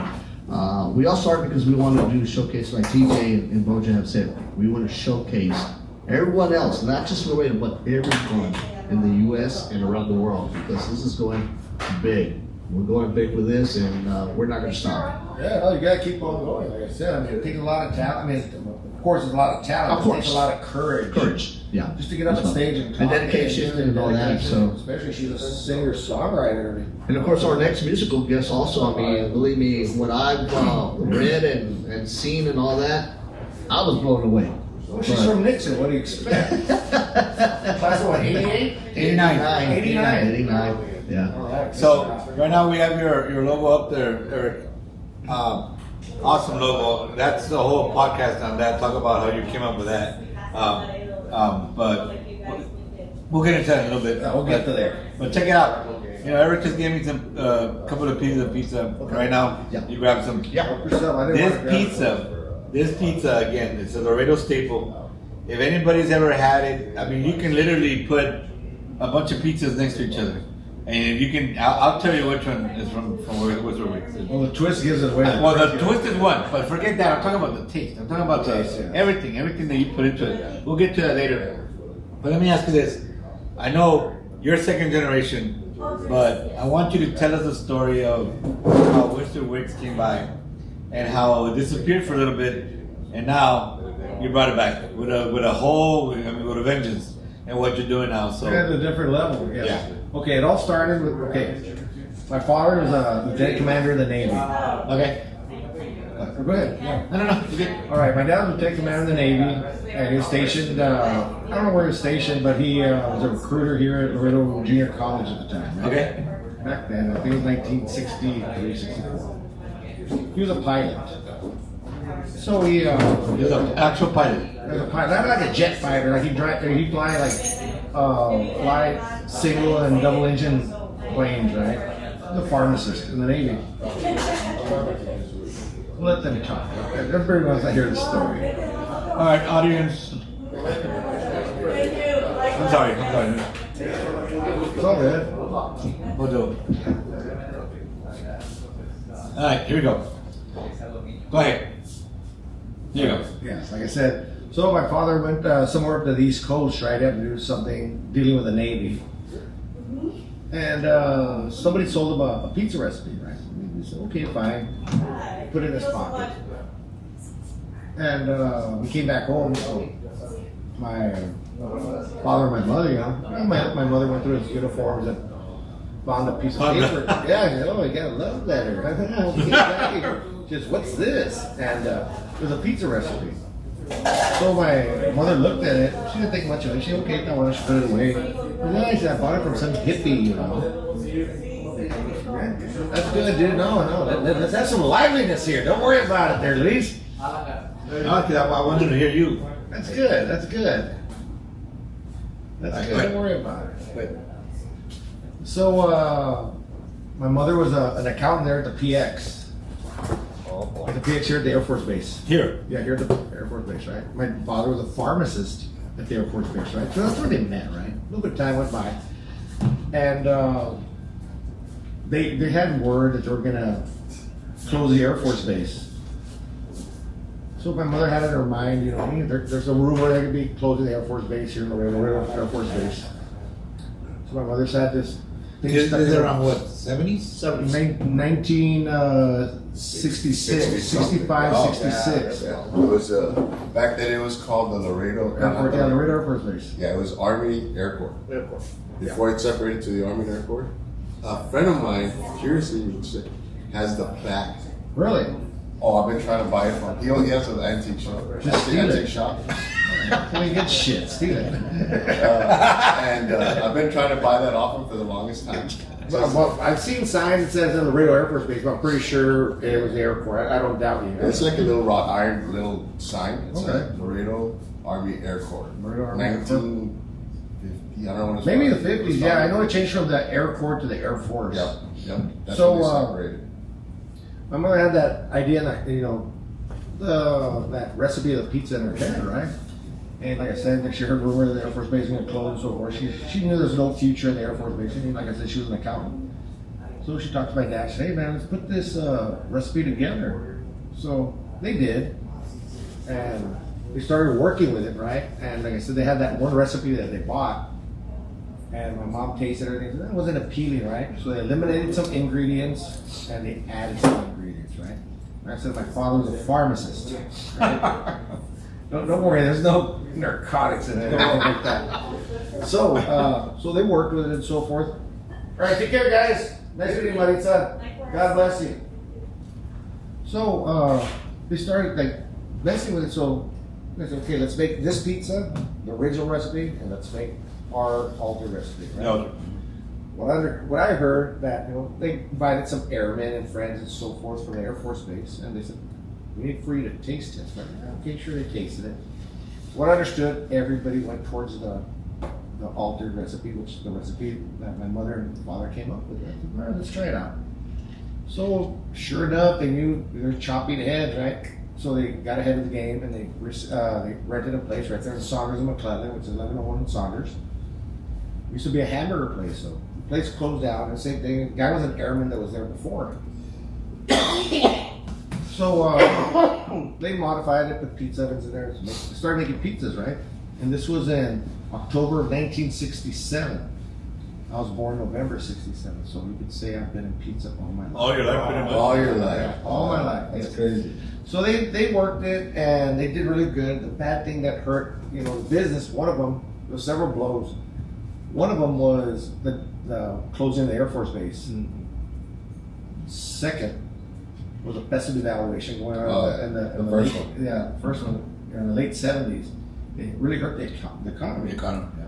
And well, the lease was already about to come up, and they said, you know, they wanted to renew the lease, and the owner said, you know what, no, well, we're not gonna, we'll renew it for you at a very high price, which was outrageous to my father at that time. I think it was like $300 a month. Like, God, really, $300 a month? It's no big deal. You know? $300 a month is a shitload of money. I'll take it back then. Yeah. So no, let's see when stuff stables out and gets straightened out and what have you, and we'll take it from there. And we'll close it down. I believe it was 1980 or 81 around there. So they closed it down. We'll open it up later. And they never did. That's why I'm all, come on, man, let's open up the pizza place. And no, I don't want to do it. Yeah, we're too old to do this stuff. And we don't do it. All right, what have you. So more or less 81. So I started toying with it, making them for my daughters. So I started making some pizza, made the sauce, got the cheese. So you went out with a business. It was just you doing it on your own. Yes. Correct? Yeah, it was like from 1981. So I started like about in 2005 or 6. Wow, that's to make them for my kids, right? You know how many people you deprived of being fat and overweight and out of shape during that time? Yeah. How dare you? Yeah. No, How dare you? Yeah. That's when Pizza Hut grew. Yeah, that's because right. of you, Pizza grew Yeah. up. That's a funny thing that you say about Pizza Hut, Pizza Group. All the employees that we had there was a family, Vicente family. They all worked for Pizza Hut after Wizard Wicks closed. Oh.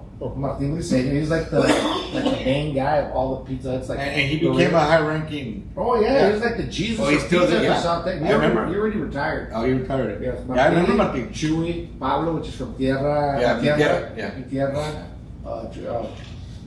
Pablo from Pablo's restaurant. Yes, andale, Pablo. Yeah, I know most of those, bro. Yeah, so they all worked. All the boys worked at Wizard Wicks. That's Wow. their first job, and you know from there it was That's all badass. history. They So retired. fíjate because of you guys. Yeah, because of Wizard Wicks, and they got turned on to pizza. Yeah. So, like I said, I started messing with it and made them for my kids, and had a hard time. I was like something like 28, 30, 32 years the last time I made a pizza, and I was a teenager back then. You know, maybe about whatever. I think I was in 4th, 5th grade, whatever you are at age at that time. But, you know, I had a hard time getting together, and I was cooking them. I was kind of overcooking them. I didn't know the time. I was just using a regular home oven, right? My daughter said, "Dad, you sure know what you're doing?" I said, "Yeah, I do, but come on, give me a break, you know." So I cooked one a little bit too much. It was a little too brown, you know, but it wasn't burnt right. Set it aside. I made some more. Hey, Dad, it's really good. They were eating it. We got to the point they even ate the one they thought it was burnt. It wasn't burnt. It was a little dark, and that's it, right? So my daughter started talking about it. Hey, my dad made pizza. And she was like in elementary school or Lamar, I can't remember where. Yeah, I think it was Lamar. The lady says her name was Magnon. It's Magnon, but it was Lamar. Yeah, I And remember. she says, Wickstrom Pizza. Where's the Wick's Pizza? She said, oh yeah, that's my dad. It was my grandparents that did that. I love Where's Wick's Pizza. You know, I was in junior high school. I mean, that's what we went to all the time. Where's Wick's Pizza? So the word got out, right? So I said, you know what, I'll make her a pizza, turn Miss Magnon onto a pizza. Here you go, Miss Magnon. And sent it to her with my daughter. So she ranted about it on Facebook, right? And I used to only make pizzas only in the fall, like, 'cause I used to do air conditioning before, and fall was already like a slow time for me. That keep me busy, right? She ranted about Wizard Wicks Pizza, and she said, where the hell do you get Wizard Wicks Pizza? And the strange thing is that Wizard Wicks is closed, you know, there's no way. So she explained it. So it started getting a little bit of attention. So somebody else called me. Yeah, I want one of those Wizard Wicks pizzas. I said, well, sure. I'll turn you on a Wizard Wicks pizza. Turn it on. And they posted on Facebook, right? This other guy. It wasn't for him. It was one of his guys. He's very popular on Facebook. His name is Freddie J. Lopez. Freddie J. Lopez, right? So he started talking about it. And he talked to this other guy, which is basically like a word of mouth started going. They got to a point. I mean, I'm talking about it. It's basically like from 2005, 6, all the way to 2009. They kept on going, right? We got to a point, I'd see people here and there. I mean, I kid you not. I mean, there's no exaggeration. I see people here and there say, hey, let me know when you're making a pizza. I want a pizza. Hey, let me know when you're making a pizza. I said, how about you call me when you want a pizza? I don't want you to want a pizza. I said, Yeah. Call me. We got to the point, right? I was getting asked, no joke, at least 8 to 10 times a day, every day. Wow. And I said, there's a demand There's something there. Yeah. There's something there. I said, let me give it a try. I said, you know what? I said, it was a long shot, right? I was already getting tired of air conditioning. And I hung it up. I said, let me try it. So got a place here, remodel it, so forth. Let me see what I can do. If it works, great. If it doesn't, hey, you're only a failure. You're only a failure if you don't try. Exactly. You gotta try. If it works, great. If it doesn't, I mean, Molo, it was a home run. It was out of the park. The first year, I outgrew the actual dining area and the side patio. And that's why I had that. The second year after, I had to add the deck. Then we added, of course, the stage, and then we set up everything else. And just little by little, gradually, every year, it got better and better and better. Yeah, get some pizza. There's plenty. Right? What about you, Pizza? Sid? Want some pizza? Pedacito? Yeah.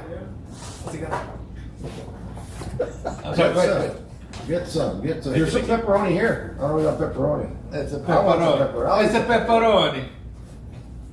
Mazzafroni. Pepperoni? Pepper.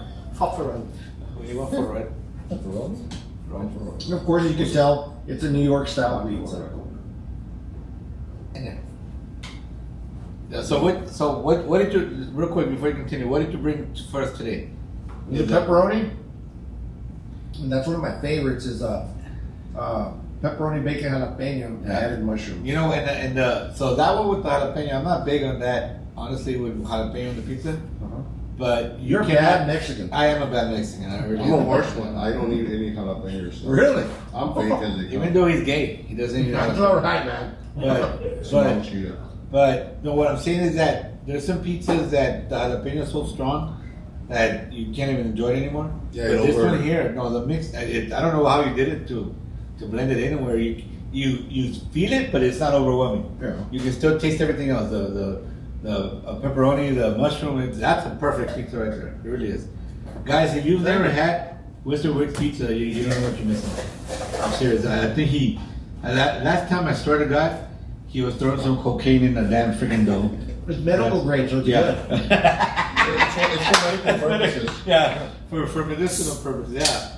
So so continue, please. So it hit a home run right away. You had to expand, Right, right? expand. We are growing our place, of course, the Wizard Wigs back then, the 60s, 70s, and early 80s, and comparing it now is totally day and night. Of course, we have Yeah. live bands. We support local bands, local musicians, young musicians, especially a lot of these young musicians.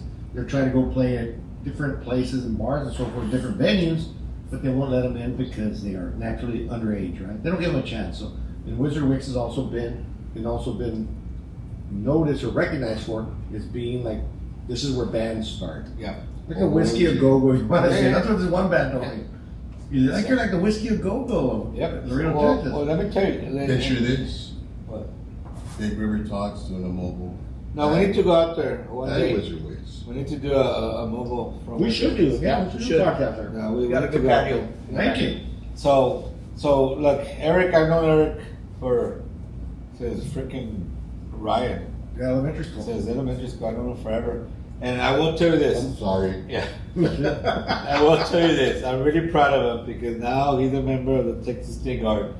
And let me tell you, knowing what I know about Eric, and I was the only one that believed in him because a lot of people think he was going to be able to get in, but They didn't think I was going to make it. I was too old. Eric is probably my oldest private in the unit. So I've been trying to bring him along to take care of the first sergeant stuff. He's retired Oh. sergeant major, right? So from the guard, and so anyway, but Eric, right now I will say he's my oldest private, but with so much experience, man. That's what the Texas State Guard's all about. That's what it's about. To begin with, it's on a volunteer basis. As volunteer, rank doesn't mean anything to So, me. If yeah. I can help anybody. Rank is just for the structure within the unit. But anybody who says anything otherwise, they can't. They shouldn't, because you're doing it out of your patriotism, out of your kindness of your heart, and your time, regardless of what anybody says. And I will say this: look, Eric's one of those guys. We that, barely showed up, and we were getting paid. Yeah, we're gonna pay. Yeah. Eric is one of those guys that you say we need this done, and he's already 10 miles ahead of you, ready to go. But I'm really proud of what he's done. And so the purpose of these podcasts is to, again, like I was telling Marita, is to showcase would the leaders of the community, because I consider you a leader, I really do. Thank you. You're setting trends that a lot of people don't take the time. Like, who's gonna give a bunch of nobodies an opportunity to come in and play the music? There have been a lot of musicians that nobody would give them a chance to even try. Try it. Go ahead. Of course, they bring their friends and family and everybody else supporting them to keep going. And they've grown and they've taken off and they're playing in different places. And there's a lot of bands also, of course. It's just a phase. They're high school bands and so forth. They go to college. They finish college and they come back and they just keep jamming. And there's some other bands that they do as a career. Eric, So- I'm sorry. What do you know about the Devil Juice? Somebody's asking here, and also they're wondering to see if you deliver because they're going to place an order from Arkansas. Oh yeah, that'd be Lisa Peterson. Yeah. Well, we can next tell you that. Put it in ice chest. You deliver. The Devil Juice, yeah, it's a peach tea vodka. I used to do a lot of competitive cooking. we can't I talk started about that. here locally. And then I started going throughout the state, competing, doing barbecue and so forth. And it was really good. And a lot of people would say, like, hey, thanks, man, So I used to, I got to a point I got really good. I started getting, like, beer sponsors and vodka sponsors. I was about to say, you have become a very successful cooking competitor, right? Yeah. Not just, so it's not just pizza. I mean, you're doing ribs, you're doing all Yeah, kinds I've of stuff. incorporated a lot of barbecue into the pizza. Like I'll put okay. brisket. I'll put brisket. There's some pizza that have brisket, like the Rockstar, the Rancho, and I think the Triple X. Wow. They're really good. I gotta try anything barbecue. Yeah, anything with barbecue. Yeah, smoke brisket. We smoke brisket, do that. So I did incorporate a lot of that. And I incorporated, like I said, a lot of the barbecue. People ask me, like, okay, for barbecue, when are you getting barbecue? I said, oh man, that's enough, I mean, there's a lot of barbecue places. You have like Brisket and Beer, you have Rudy's, you have whoever. I would say there's an overabundance of it, but how many places have good pizza? Yeah. Think about it. Exactly. Yeah, that doesn't taste commercialized. That tastes actually homemade. I think that's the secret. I think that's been your secret because it tastes like home, but it was made outside the house. So how the hell do you explain that? That's I think the secret to this because, like you said, your mom and dad created that recipe. Yeah. Right. The original stuff, or you've added to it. And Well, I've only added to it was just like basically the toppings, which would be brisket. Yeah, but the actual dough and all that stuff, that's Everything is followed to a T. Like I said, my father was a pharmacist, and everything is down to literally a gram. Yeah. It's everything is that's pretty cool. measured to. He's the Breaking Bad of pizza. Yeah, he is. Yeah, my dad was on Heisenberg of pizza. Heisenberg. I like that. Well, again, guys, look, you're missing out. Even our last guest got some pizza back there. Look at him. That's right. Yeah. Well, you could ask Lisa Peterson. Ask her. I know she's the one that asked about the devil juice. Yeah, right? yes. Okay, back to that, right? Uh-huh. So I got good. I started going out to the state, and I said, well, there's a cook-off here in Laredo, here, there, blah blah blah. So I see. She just made a comment. Crime Stoppers. Yeah, Crime Stoppers, yes. Hello. And dude, she told me once, hey, she told me, and she said, it was very interesting. Come and walk with me. I said, all right, what's going on? I know you're talking, she's hearing what I'm saying. I said, what's going on? She says, you have all these guys crying like a bunch of little bitches. I said, why, what's going on? Because it was like, it was called Battle of the Badges. They had open division and law enforcement division.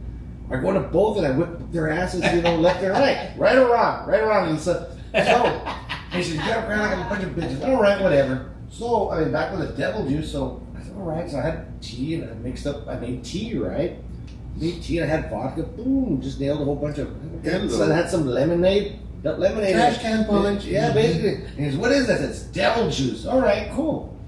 And so I started thinking, whatever. I made it again. Everybody liked it. So I did it again, right? And this time I had Lone Star as a sponsor, right? So they tell me, hey, how much beer you need for a Lone cook-off? Star. And I said, I don't know, give me about 20 cases, all right? So I started giving out, hey man, this guy's badass, giving out drinks and shit, but you see him inebriating them, using chemical warfare, You know what getting is them good? liquored up. Getting them drunk. Yeah. Yeah, get them drunk, they burn their Don't- shit, and I win. Chemical warfare. Yeah, I just fed it to them. They drank it, They know who they are, man. They know who they are. Like, yeah, we should probably drunker than shit. And I did that throughout all the state. I did here in Laredo, San Antonio, Del Rio, Corpus, Victoria. I've been all over the state. Lisa just replied, say, yes, that's what it was. That's what right. it Yeah, and she knows, man. She's my advocate. She told me, hey, you got these guys crying like a whole bunch of bitches. They said, if you compete, we're all out. badass. I won by default. Right or wrong, Lisa? You got problems. You need help. Oh yeah, I need help. And that's why he's here tonight. That's why you're here. That's the kind of guest that we need. Yeah. No, like I said, I mean, I've done a lot of stuff. Like I said, I did air conditioning for like almost 30 years. Got tired of that. I said, like I said, I did barbecue, and I said, okay, I said I already perfected that because I won the Texas State Championship here in Lockhart, Texas. If you win in Lockhart, you're Jesus, right? I won that, and I beat the best of the best. You know, you're talking about guys that came out and chopped, pitmaster, all that. I chopped their asses up, right? And I said, when's enough enough? I said, okay, that's enough, right? I told my wife at the time, I said, you know what? I said, I'm gonna stop doing this. You know, I said, when's enough enough? I want a divorce. God damn, all right, well, go back on the road if you want. I don't want a divorce, shit. All right, whatever. Go along, go away. So I said, oh, you know what? Let me perfect something else, which is already perfected, which is Wizard Wig Speaks. I said, let me do this, you know. If it works, I know it'll work, you know. If it doesn't, at least I tried, you know. Yeah. No, and Wizard Wig is hauling ass, kicking ass, and taking names. I mean, we've got like Laredo's best pizza, I don't know how many years in a row. Yeah. And you know what I like what I like about that is that you're not showing off, you're not talking shit, you're just being. I'm just telling you the way it is. Yeah, just state the facts like Dragon. Just the facts. That's all we need. I just think you need to take it to the next level. We need Barbecue a barbecue what pita? With your dough, with Wizard Wig's dough, and barbecue. People we have a calzone. Basically like that. I don't wear calzones. Yeah. What? I'm just thinking a little bit thicker, a little bit. Yeah, but Lisa Peterson has been around with me, like I said, since the beginning. I started barbecuing. She knows what the hell's going on with her. She's a great girl, man. She's a good girl. She's awesome. Too bad she went to Martin, but that's okay. Yeah. Oh man. She'll be back. Turn her off. Once I tell her, I was No, we're just. There you go.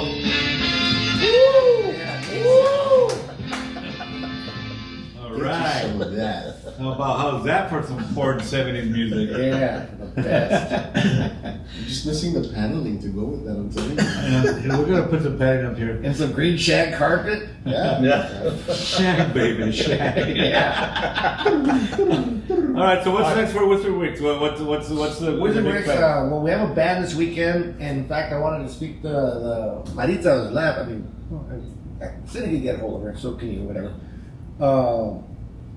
We're gonna be having some kind of musician. I mean, because Dollface is the Claudia Gutierrez, but she books all the bands there. And he says it's gonna be some kind of something like a Mexican musician. Okay. I'm not sure what it is, but usually we have bands every weekend. Nice. No, I know you guys. And weather permits, and Exactly. God damn it, you know.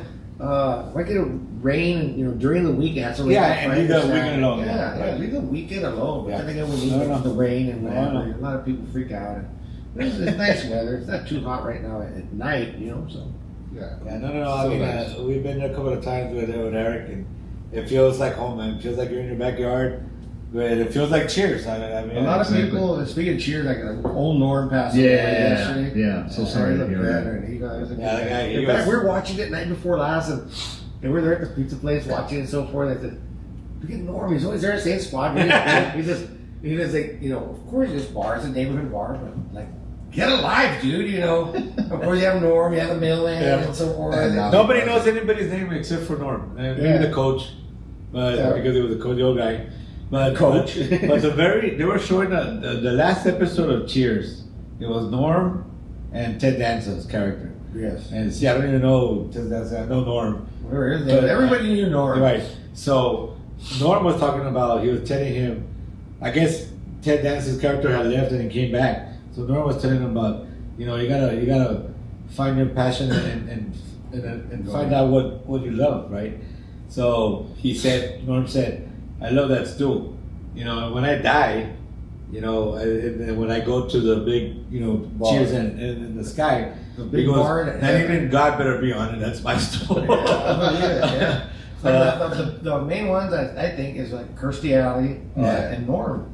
Yeah. And of course the short bartender. Yeah, too. real pro. Yeah, Ted Danson. I mean, yeah, he's And doing Woody it. Harrelson every now Yeah, and Woody then. Harrelson here. So that girl, she's actually Danny DeVito's wife. Yeah, Danny DeVito's wife, yeah. They've been together forever. Yeah. That's pretty cool. Very cool. So, You just never know what the hell's going to go on. or Yeah, what, right. you know?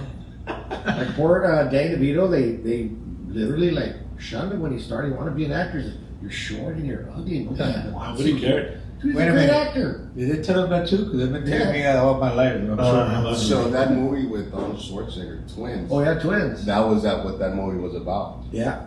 That he did. No, yeah. Really? I'm a twin. That was Oh, got it, yeah. because of what they did to him at the beginning of his career. Yeah, in his career, he That's go why in they made there. that movie. Like same thing like with Cindy Crawford. They said, no, you're pretty, but you got to get rid of that. They- Oh, yeah. They even told her you look manly. Yeah, they even told her remove your mullet, dude. She's being classified as like the world's prettiest woman, Yep. So many times. the most beautiful. Yeah. Wow. Her daughter's like See, like people tell you like that's why I said I admire artists and so forth because they believe themselves. They keep on going. You know, it doesn't matter who you are, man. I used to people like I said earlier. People would be at the people like, look, this guy sucks. I said, yeah, but you shut the hell up, you know. Go up there and state why your don't you name. get up there? State your name. See who you are. Just go up there. You're gonna be a bumbling moron. So that was shut his the hell up. state You know? your name. And one of them was where Marco's at. Yeah, asshole. Yeah. And they make whatever. And they just shut up. And I said, it takes a lot of courage, man. A lot of courage to go up there and perform and sing and dance, whatever. They're here to perform, you know, to entertain us. Yeah. You know, Yeah. you don't heckle them, man. I'll break a beer bottle on your face, you know. Don't heckle See, a and performer. that's another thing I will say. So Eric has a lot of control in that bar as far as, you know, people that are acting stupid, whatever. Just like Mike at Whispers, they don't put up with that shit. You know, you're going there to have a good time. If you have younger kids. Yeah, Mike's a good guy, man. He's Oh solid. yeah, Mike's solid. Yeah, he's not very pretty to look at. But He's scary. He's You kind don't of know scary. Yeah, if you don't know him, he's kind of scary. But only because he smells. Yeah. Only because of that. But Eric, again, thank you so much for My stopping by, pleasure, man, man. dude. Thank you for bringing the pizza. Yeah. Appreciate it. You're only Very $60. Screw you, man. You owe me 2 months of free advertising. That's it. Guys, the microphones but are this is still really on. good. No, this is. I mean, this pizza is like holy shit. Yeah, bro, I was just You kidding. can't be- I was just serious about the You- $60. I was just kidding. No pizza. I'm taking it with me. I mean, what? But Oh, you good know what? times. Before we leave, I gotta talk about Junior. Tell us about Junior. Junior. Look, he Look took at a him. rod. Look at him. Yeah. Yeah. What's I know up, he, boy? he just got. He was run over by a tank of the water. The guy thought it was like a throw rug. Hey, look, man, it's The like dog a stepped dog on- skin rug. Freaking 400 pounds. You turn around. No, the guy stepped on his He's tail riding or on his his what? He's So, riding on his so check this out. So Junior, I made him an honorary sergeant. Yeah, So first he's- sergeant. He's the first sergeant in the unit. Oh, nice. But that fucking dog will sleep 30 hours a day. No joke. We drove from Edinburgh to Mississippi, Right now he's dying. and I think whatever on the way to Houston, right? Mississippi, right? We went to Biloxi, Mississippi, Gulfport, Biloxi, Mississippi. Every time we'd stop, he'd get out and do his business, go back in the truck, go to sleep. He was only awake. I calculated he was only up 45 minutes out of a 12-hour trip. Damn. He That- slept that the whole dog- way. I'm And he was serious. assigned TC. Yeah, he was the one that he was really telling you which way to go. No, that dog goes sleep. I'm serious. I've seen him. I've been around him long enough. But he is our company mascot, right? Yeah, no, he is. Hey, how come we don't let him go to drill with us? I He's got listening to you. Yeah, I know he before, is. and before you have to go. Before I move on, I'm gonna. yeah, I know why you he gotta was- bring him on the drill and say you respect him. He's like, I made him for sergeant. And I know he's the first one because he's barking out orders. Yeah, There you literally, go, there you literally go. working out. Now, if y'all can see it on the screen, guys, you've probably been able to see him on and off. Right now, you can't see him because Scream like hell. Yeah, he did scream. I'm like, what the hell was that, dude? Yeah, big guy stepped on him, Yeah, I man. thought somebody, yeah. Did he get stepped on? Yeah, I Yeah, think he the stepped on doctor the scale. stepped on him on the way out. Oh, You didn't hear that scream? Funny enough. He's like, You didn't think of that. I literally heard the dog say, "Get the fuck off! You fucking tank on me!" Doc, if you're watching this, you almost killed Junior. Yeah. He's got PTSD from it now. Yeah, Doc. You're gonna have to counsel him, Doc, for free. Actually, he is the support dog for. Oh. He really is. That's So- our dog. So that's badass. So he drinks with you? No, he doesn't drink. He's just a sport dog. He drinks with you. He just chills, man. That's all he does. He just Nah, play. like that right there. Doesn't That's matter. If I awesome. get up and walk away, He's gonna He's follow. happy. Yeah. Yeah. That's I don't have to have him on a leash. I can have him. Like, they asked me once, "Hey, sir, your dog has to be on a leash." And we're at Sam's, right? I said, "He will not leave further than 2 feet away from." I said, "Okay, fine." As far as Should it have told him, goes. so does your wife. Yeah. That's he's the most chill dog I've ever seen in my life. That's great. Except when he's screaming like a little bitch right now. Because he got stuff. Was on Of course. I haven't even fed him dog food in Let about me maybe. step on you right now. in See about- No. I haven't fed him like dog food in about 8-10 months. I mean, What does he eat? hamburgers. It's just the meat patties. I'll give him like ground beef patties. Yeah. Ground beef patties. That's why he's so happy. Bacon and eggs and omelets and shit like that. You know? He's probably saying right now, bullshit, I only get kibbles and bits. Nah, man. I said, think about it. Have you ever tasted dog food? Okay, just give me an example, right? What's your favorite food? What's your favorite food? Any of you guys, what's your favorite Probably food? burgers. Okay, burgers. You, Luis? I'm gonna Like say. milanesa, like I like meat. Yeah. Yeah, meat. Okay. Eat that every day and you'll be tired of it. Oh yeah, of course. Dog food sucks. Of Dude, course. have you ever tasted? I've tasted. I've tasted like the kibble. I've tasted canned dog food. It's just like garbage, dude. We gotta put it back in the diaper where it came from, dude. It's not real, it's not real food. In the It's not diaper. real. It's not. My dog. I don't know what's worse, like dog food that you feed the dogs every day, or the fucking fact that you tasted it. That's fucking weird. Yeah, that's But, weird. yeah. But it is you. It Yeah. is It is everything. me. If it's if We you did think totally of it, mix he's it. done it. Just because we're in special ed together, you know, we don't have to admit it, okay? I knew it. I knew it. Oh, you're another Mustang. I mean, I'll buy like chicken. Room I'll cook 45. it. He'll I eat remember Philly that. chicken. I'll buy a rotisserie chicken.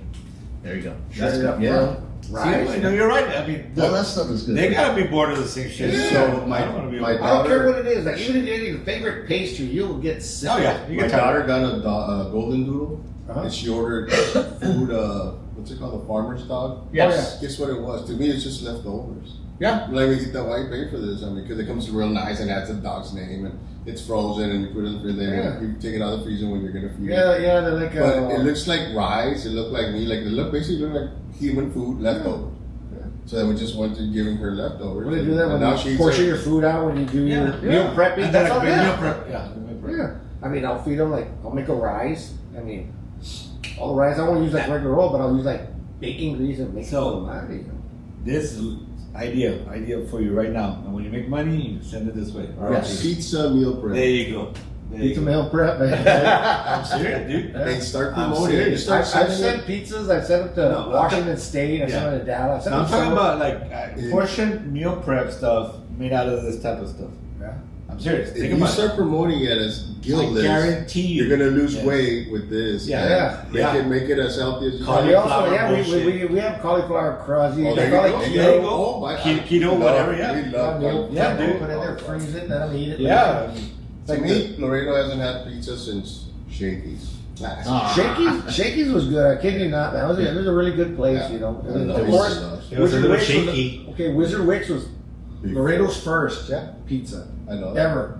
I heard stories. People go there and said, "Yeah, man, when I was a kid, we used to live over here, like by the tennis courts on Market. Market Market Street. Cortez Street around Yeah, there." that's it. And they said, we used to walk all the way to Sonic. I said, hey, go get me a pizza. The kid said, he says, dude, I was only like 6 or 8 years old. What's pizza? They didn't know what pizza was. Yeah. Dude, they walked from Market all the way to Saunders. They walked all the way back. They said, yeah, we used to walk through the And the pizza was gone by the time I got Oh, they back. went over there. What the hell is it? They waited and they ate it. And, wow, okay, pizza, all right. The kid said, I didn't even know what pizza was. Yeah. And then my sister would ask me, go get it. Think about it, from Market, Yeah. Saunders. That's a walk. It's a Correction. It's a It was pizza. Not Pizza. Pizza. I-X-X-A. Con una pizza. Con la Pues, X. Te cuesta dos quarters. Dos Sí. quarters. Dude, I came across an old menu for the old Wizard Pizza. We had a storage unit. My mom's paying for it. Do you still have that stuff? Yeah, I have an old menu. Right, it was like Dude. $2.85, $3 Oh, wow. for a pizza. For a $4. pizza? Yeah. Holy Wow. shit. That's what you're Inflation. charging for a slice now. Not even then. No? Not even that. Yeah. Yeah. Wow.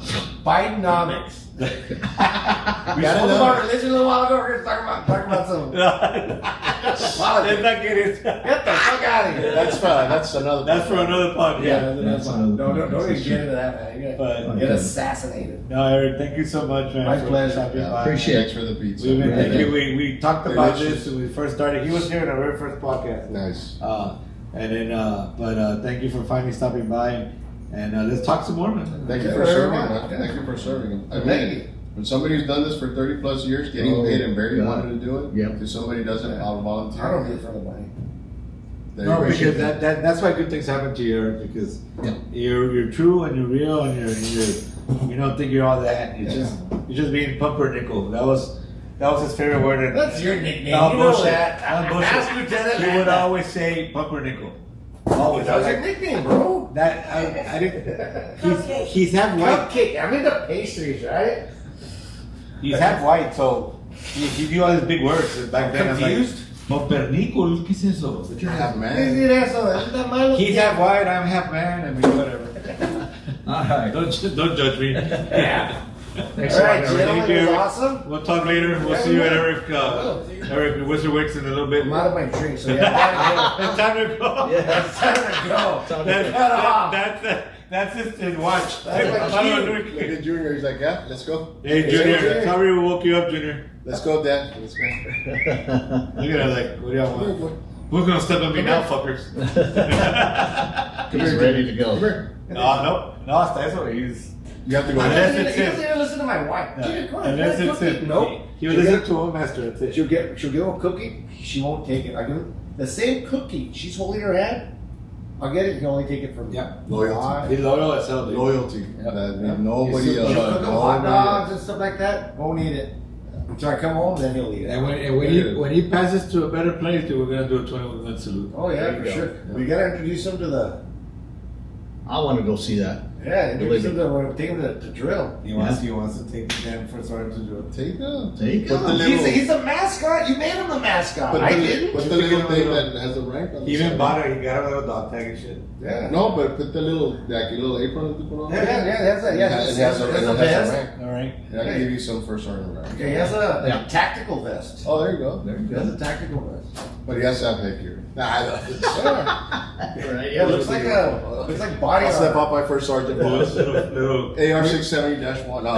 Bad. I want to You go do have back. to introduce him. You have to go one of these days, go to drill, and say, hey, Put him in you're front front. and center. Tell, hey, you respect him. You know. He's He's gonna a company mascot. He's gonna be walking Hey, there's around. no other battalion that has a company mascot. There you go. Make it pretty straight. Make it. And right now he's been combat tested. He just got run over by a tank. so he took one. He's Yeah, like, that was TJ that said that, Doc. Right? Doc, I love you, but you almost killed Junior. He can no longer have kids. Yeah. Who cares about getting him fixed? It's Look done. at how sad he is. All right, man. Thank you All so right, much. guys. Peace out. Take care, brother. I I'm gonna give you a appreciate it. drink. All right. Yeah. All right. All right. Let's talk about one more time before we take off. We got one more. We got two more guests. Before we continue, guys, again, I want to thank Western Wigs, Silverio Martinez, the attorney, Maneche Mix, Whispers, again, Mike and the staff, Tejano Express. Thank you to Southman for again getting us started with this podcast. Classic Cats, Maneche Mezcal de Texas. Look, we've had a lot of stuff going on today, a lot of different things, and this is what we want. We want variety. We want different types of people, including the type of people that our next guest is coming up. Mr. Roy Nava, I mean, he's been around for a while. Finally got a chance. Last week in our podcast over there at Cantaranas, he showed up and he was ready to go, and I really appreciated him coming back to share his story and share some of his music. Damn good Tejano artist, and so we have the luxury of experiencing him today. But before we do that, Alan, do you want to speak your piece, or you want to wait till after? Como quieras. I'll wait after. Okay. Alan has got a very important message coming up. But Roy, come on over, man. Come on over. Thank you so much. Like I said, there you go. Let's see if you recognize some of his music. Roy already had his pizza, though. He's good.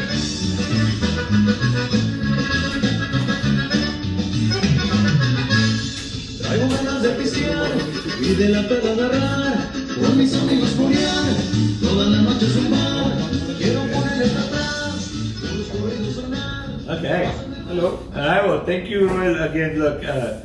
Last week, like I said, I apologize. You were there, man. Showed up with your guitar, you're ready to go, but they started the music and we lost control of the audio. But I want to thank you for showing up. I want to talk to you about you as an artist. I know you also do awesome freaking videos. Another thing we want to talk about. You know, we want to promote you. We want to promote. You know, I want Laredo to know the type of caliber that we have. Everybody looks to San Antonio and all this shit. I have a song that I recorded in Fair Place once in a while. You know, Whenever I feel like he it. wants to fucking do your favor. But at the end of it, I say, Aquí feo. TJ Tejano Country, and I talk about Laredo being the new mecca of Tejano. I'm trying to see Yes. if we can bring it over here and let Tejano restart, you know, but with the Laredo style, you know. So anyway, so thank you for coming over. Talk to us about who Ruel Nava is and where you're going. Talk to us. Well, first of all, muchas gracias por la invitación. Thank you guys por Seguro. invitarme. Gracias. Segundo, pues quiero venir a traerles, the new music que estamos haciendo. Not only the new music, sino la música que hemos estado haciendo throughout the years, and people have not only liked it but connected. Porque he aprendido dos cosas. Hay gente que le gusta Sí. y hay gente que conecta. Sí. Because Very well said. ya lo aprendí y dije, espérame, hay gente que le gusta ciertas canciones que hago y hay gente que conecta con lo que hago. Yes. They So feel it. where are we gonna shoot it at? Right. I like Pues it. yo la verdad, yo mi música, yo no sé que si les gusta o no, o si, es que esto anda funcionando. No, it's just about, this is what I feel, this is what I'm gonna. Le hablo al productor, le digo, hermano, aquí voy para el estudio, hazme un, ¿cómo se llama? Un spot. Y empezamos a grabar. Y así es, literalmente sin ver a nada, sin estar ni viendo aquí, porque les voy a decir una cosa, antes me consideraban como un estilo, Okay. like a certain genre. John, Right. yeah.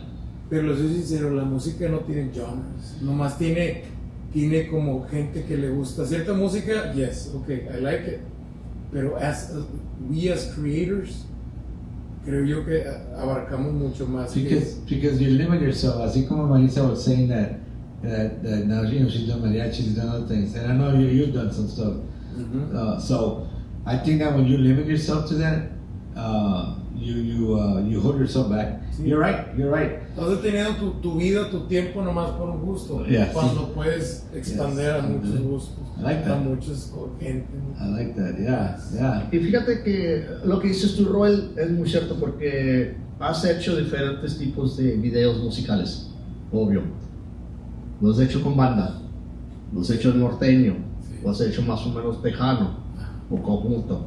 A mí es bonito, créemelo, y a mí todo, aunque no tengo nada en contra del norteño, pero lo que hiciste tú, con madre. Y hay todo lo que he hecho de los videos en Laredo, Texas. Okay, can you say that in English? Because I don't know what the fuck you He said. made the videos in Laredo, Texas. No.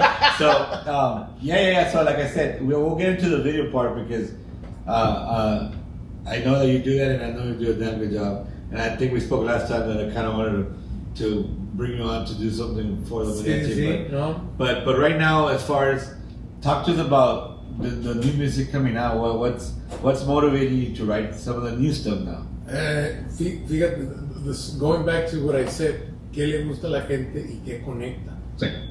Going back to that part.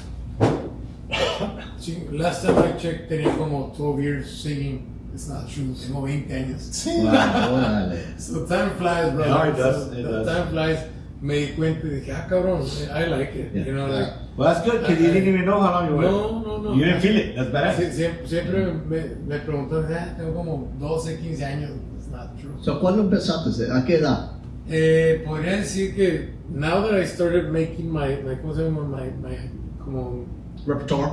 sí, o sea, no repertorio, sino mi conocimiento de Your career. mis pensamientos when it started. Okay. Okay. Porque I was in band y luego todo eso. y, What's cool? ¿cómo se llama? Christian Mills? Okay. Ah. So you went to Martin. Martin, yes. All right, play it, bitch.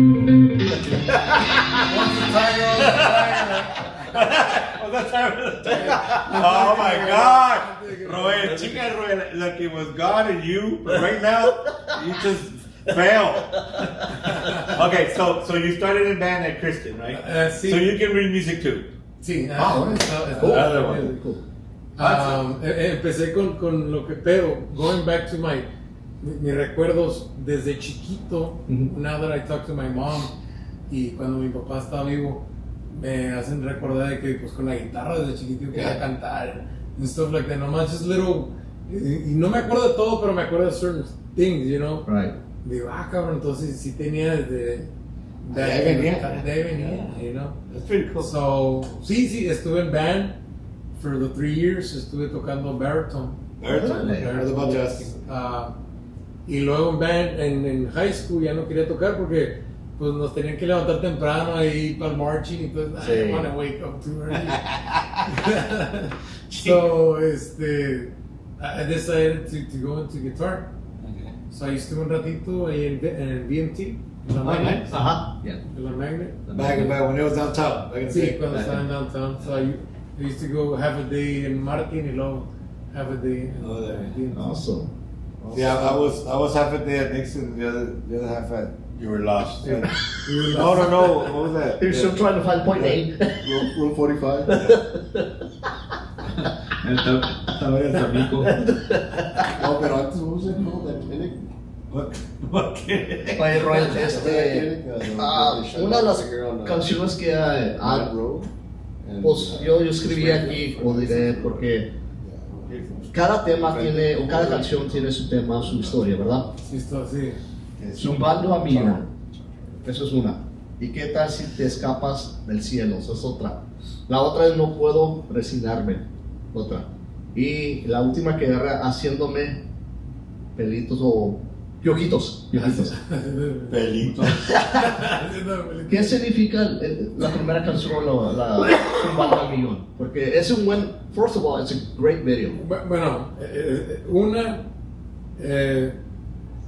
como les comento, cada canción, cada inspiración que hago, mucha gente cree que uno lo vive y uno lo experimenta. Sí.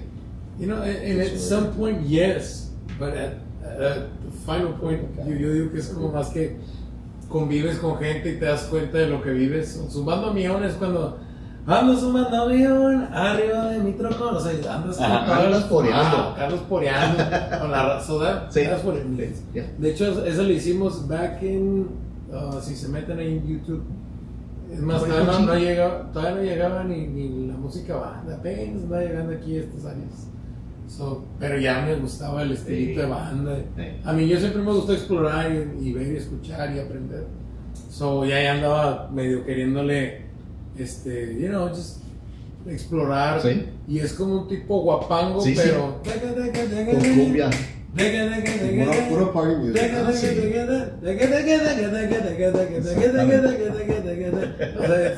no me la acuerdo porque son varias canciones, pero Sí.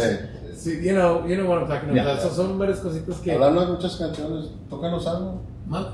quieren escuchar. Yeah, we would love to hear you, man. Canta.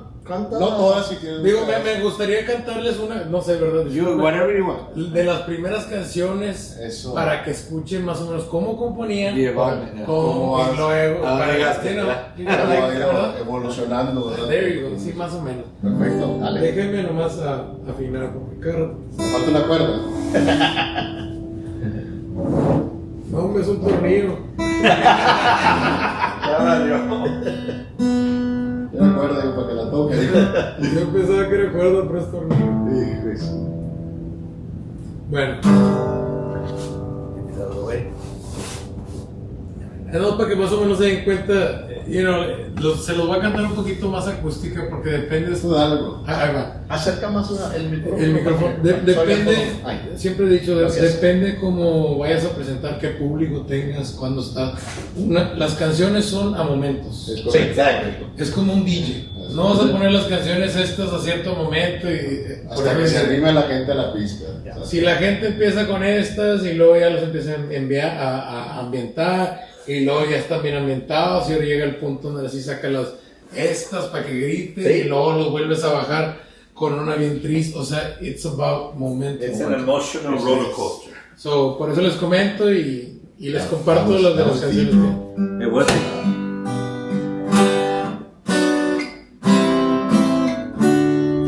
Se los voy a cantar acústica para que más o menos escuchen de lo que... Saludcita. Salud. Salud, papá.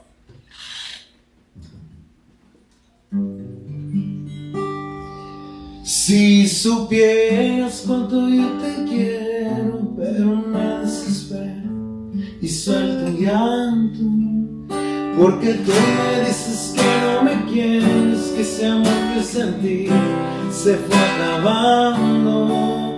De repente quisiera gritar, pero es difícil para mí pensar que ya nunca te voy a tener más. Es que no quiero llorar, porque tú me dices que ya no me quieres más.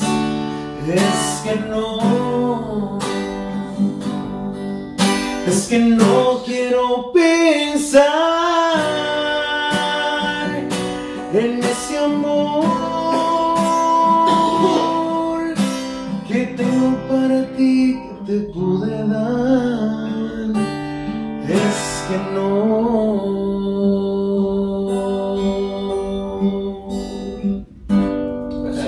Eso fue de lo primero. I like it. De hecho, eso fue, si no me equivoco, fue mi segunda canción o tercera canción que compuse. Was that a breakup or something que pasó? No, más. no, ¿Cuántas llevas compuestas ya, bro? last time I checked it was about 400. That's what I only asked you because creo que fue una de las primeras, ya. Eso, me encanta eso. Cuando dice alguien eso es que ya, o sea, un repertorio, o sea, increíble. Sí, la verdad, por eso quería compartirles cómo vamos. You know, ese es nomás para. Sí, se me oye como bien high school. Sí, supieras. Viene enamoradillo, Ahí está, es de high school. Cuánto te extraño, porque tú me dices que no me quieres, que ese amor que sentí. Sí, viene enamorado. Ahorita es te odio. Esa es la idea de That time of your life. Yes. Now, was that for anybody? Do you remember? No, de hecho, mi música, yo antes pensaba igual que tenía que ir pasando por cosas, pero no, I realized that I can. Yeah. Yo puedo, además, people talk to me y me dicen, ay, no te veo la chingada esto. Y yo, Ahí está. ¿en serio? A ver, dime. Bueno, escribió mi siguiente I got like canción. 10 minutes. Escribió mi siguiente canción. Yes, and I've done that, sí me ha pasado. Bendito Dios. So, ¿Lo vas a hacer del podcast? Aquí. que sí. Pinche podcast no vale madre. Me invitaron a un podcast. Sin saber en qué me metí. Yo lo acepté. Lo acepté sin saber. Me arrepentí al momento. Alright, so what's next after that song? Bueno, esa fue nomás les comentaba, o sea, sí, como pueden ver, hace media, hasta en los principios de la melodía todavía. Y luego después, bueno, no sé si quieren escuchar, es más, hice una canción que tipo, les voy a igual un pedacito más para que más o menos tengan una idea. Le hice el estilito como, no sé, con letra moderna, pero con el estilito de los 50s, 60s.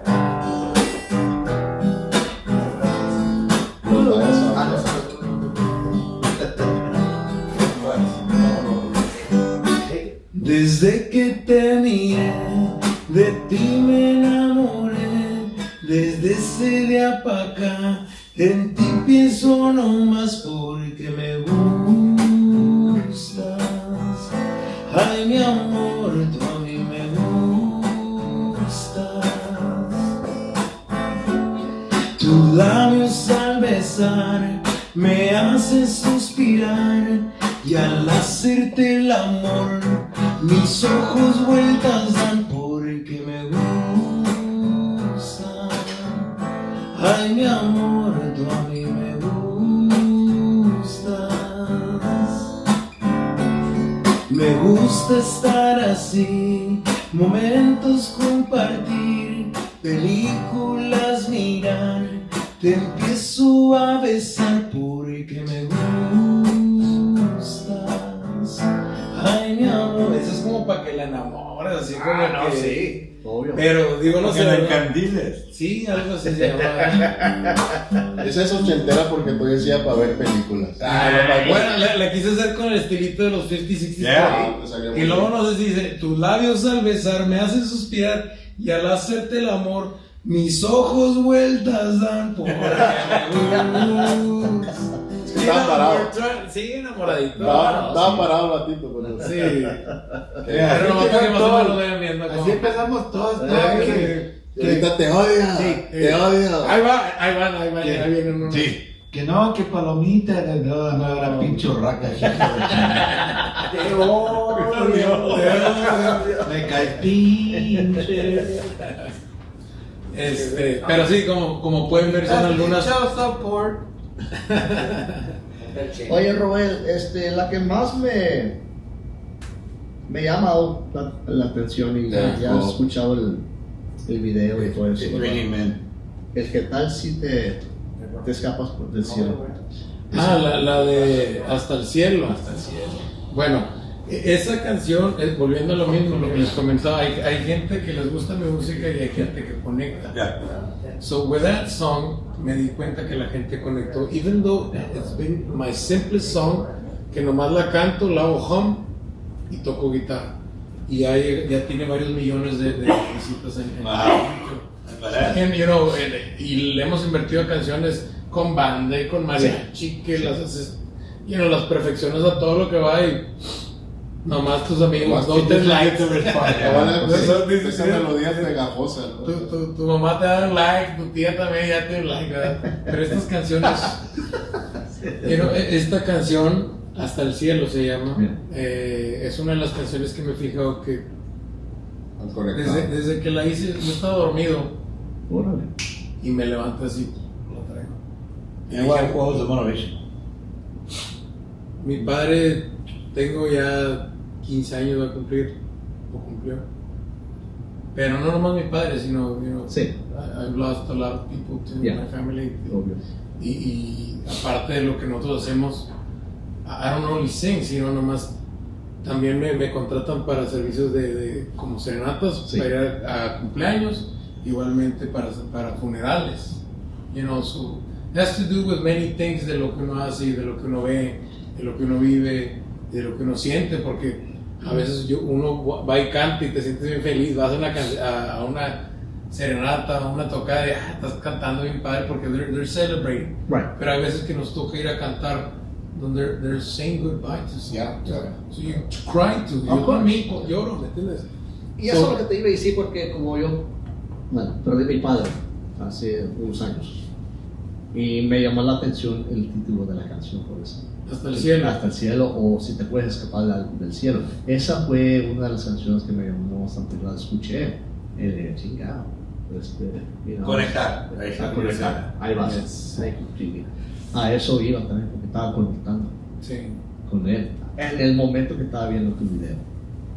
Por eso te pregunto esa pregunta. Sí, y como les comento, o sea, es música información que conecta conmigo y el momento así, digo, si no lo hago ahorita, later voy a estar más viejo, menos energía, menos ganas, so might as well just do it right now.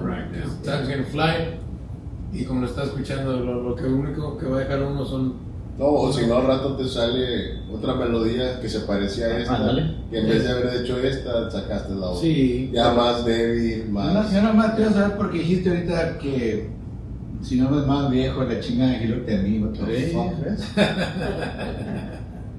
Alguien no le da como. Like I'm the only one with the white hair here. Hey, mine is silver, bro. Este pinche bigote parece que se tragó un caballo, le quedó la pinche cola de afuera. Mira nomás. Anyway, Déjalo. can you please look? Les voy a cantar esta canción que les comento. Esta canción, gracias a Dios, en TikTok, en lo que ha sido YouTube y todo, mucha gente conectó con ella y mucha gente me la ha pedido, bendito Dios.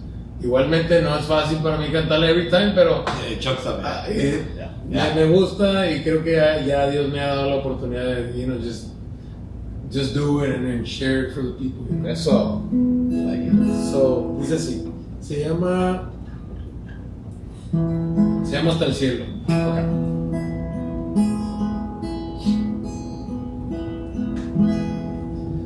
Hasta el cielo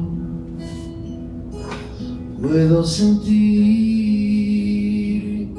que me estás viendo. La única forma de mirar que está en mis sueños, en mis pensamientos, en los bellos recuerdos que de ti yo tengo. Hasta el cielo te mando a ti, mi amor completo.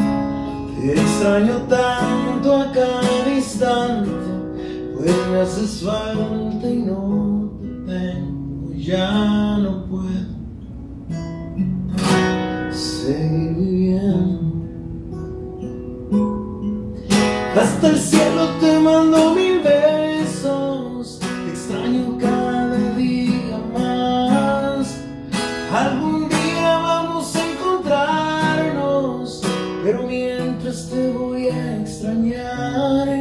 Aunque mis ojos ya estén cansados, pero no dejo de llorar.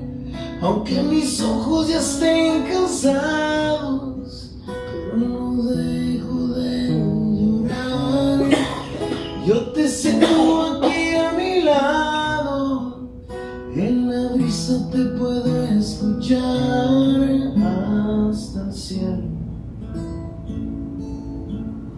te dedico esta canción.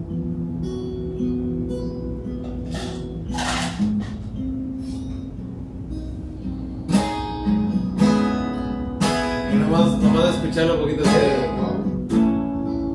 Eso es.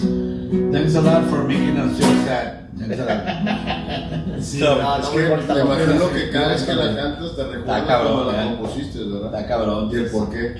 So I lost my mom when I was 16, and every time we play Serenatas Mother's Day for Mariachi, and it's hard. It's hard when I sing. Sometimes, especially if I see a lady that looks like her. Oh shit. Oh, yeah. No, pues te comento que nos ha tocado que vamos y it's not only that, yo voy y comparto, like literally. Y así como sales bien emocionado de una parte, puedes salir llorando de una parte, literalmente. Yeah. Pero qué padre que te prestas para eso. Sí, no, O sea, que no te. No, o sea. no, te, tiene que ser te algo- envuelves en el momento con ellos. Sí. Y por eso mucha gente, creo, conecta con eso. Con tu lado humano, de que no te cierras. No, yo soy que. No, te vengo. Yo nomás canto de hombres. Yo puro bajúa. Yo puro Ay, bajúa. es verdad, así. Sí, conectas y entonces les comento, o sea, mi música no es de lo que yo vivo, no es exactamente lo que yo soy, sino es simplemente lo que yo miro, lo que percibo y lo que puedo yo compartir, porque yo pudiera hacer una canción, pero pues nunca o se me puede ocurrir, como dijimos, ¿verdad? Y se te olvide y ya. Right. Pero it takes a lot of effort to actually just wake up, porque esa la compuse en un sueño, levantarte, escribirla, producirla, hacerla. Pues ya sabemos que te promover. inspiró en el sueño. Sí, Yeah. Fíjate que sí. Wow. One of those vivid dreams que. ¿Ya? Sí, de ahí Absolutely. viene. Wow. Pero esa es una de ellas, igualmente, como vamos, son canciones que estaba haciendo Within Time. When did you write that one? Ya tiene, hijos, es que ahí los, ¿cómo se llama? De lo del Time. Vamos a martes, no miércoles. I really lose it because sí, la verdad me gusta vivirla y se me olvida. But Creo just que, protect yourself ahora con el Y2K, ¿ok? ¿verdad que sí? Ahí viene. Otra vez. Oye, Roel, vamos a cambiar aquí un poquito de plática. ¿Qué te inspiró Interline Films? Interline Films. Interline Films es algo que empezó como yo lo empecé desde un principio. ¿Qué quiere decir? De que pues tenía que contratar un fotógrafo, un diseñador, quien te hiciera el video. ¿quién te dijera el video? ¿Quién? O sea, we're talking about the whole procedure. Ya. O sea, hacer un video, hacer, no nomás de eso, sino hacer todo lo que un artista ocupa, no nomás del artista, sino cualquier negocio. You know, necesitas presencia, promoción, advertisement, o sea, Of course, you of need course, everything, yeah. you know, quality, todo, you know, money, the most important, The most important thing. ¿me entiendes? O sea, so, point being es de que de ahí empezamos y fue de que pues le dije a mi compa, le dije, préstame una cámara, cabrón. Tenía una ahí, no haciéndose nada, le dije, pues préstamela. Pero ni le sale, préstamela, no, préstamela. Le digo, no, préstamela, a ver qué sale. Le digo, no, pero cuídamela, güey, porque era una cámara, you know, it was good quality camera. Yeah. Pero ni él, haz de cuenta que la tenía guardada y nomás la tenía. Porque no le sabía. You know, he's a good buddy of mine. Le estábamos pisteando una vez, le digo, cabrón, le digo, ¿qué está haciendo esa cámara ahí? Yo, préstamela, no, hace tiempo. Pues es que es para tomar fotos, le digo, préstamela tantito. Y total, ahí lo convencí. Pues de ahí empezó de que le acomodé un ángulo. The point being es que cuando yo hacía mi música, yo ya me imaginaba mis videos. ¿Sí me explico? Pero mis canciones, no covers, no nada, no, mis canciones. So, eso ya traía desde hace tiempo. Y empecé a hacerlo yo mismo. Me tomé una foto, me acomodé un video. Y luego después dije, espérate, el video es not only about the camera, it's about the settings, the lighting, o sea, what you want to, ¿cómo se dice? ¿Qué quieres que la gente sienta? ¿Cómo lo quieres? Yeah. ¿Cómo lo quieres expresar? ¿Cómo lo quieres acomodar? What are you talking about? O sea, eran muchas cosas que estaba como que no, pues, y no había. La verdad, if you guys go back 10, 15 years ago, video, ahorita ya de YouTube pues es una university, ¿verdad? Pero 15 years ago it wasn't something to, let me check how to do it, no jalaba así. O sea, tenías que ver un cabrón de 30 minutes, nada más para que te explicara cómo prender la luz. O sea, así estaba el show. So I had to go, haz de cuenta que una universidad de puras cositas y empezamos a progresar. So I started learning about lighting, started about learning composition, you know, framing it, everything, photograph, todo. Es que hay un video que hiciste tú, music video that you did. Cantinero, algo de cantinero. Me gustó porque, como la empezaste, llegando ahí al parque del courthouse. Oh, madre, that was awesome. Porterhouse, the one on The one on It used to be there, not anymore. La salvamos, bendito. Gustavo. Ah, sí. Porque ya no existe, ya no existe. Ah, ok. Yeah, no, it's gone. Pero, It's a barber shop. Yeah. No, it was era para el Sí, pool. no, pero de ahorita. De ahorita que es. Sí, es un barbershop. yeah. Pero no, hombre, qué bonito. Y eso es lo que queremos hacer con nuestros nuevos videos y nuestras nuevas producciones. O sea, hay negocios que ya tienen muchos años, hay cosas que han tenido for the longest time. Yeah.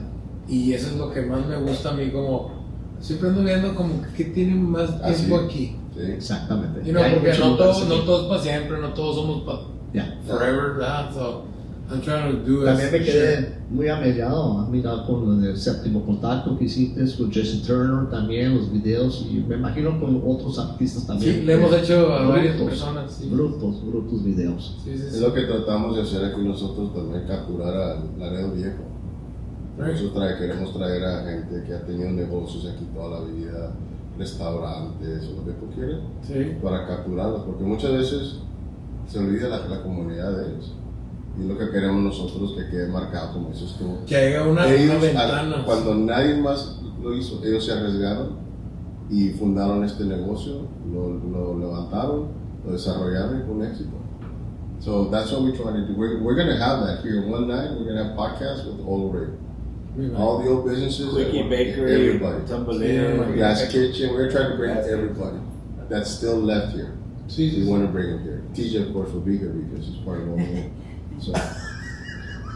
So maybe you want to show up that night, just so you can. Sí, no, pero es lo que les and work with comento. them. Yes. No, definitivamente les digo.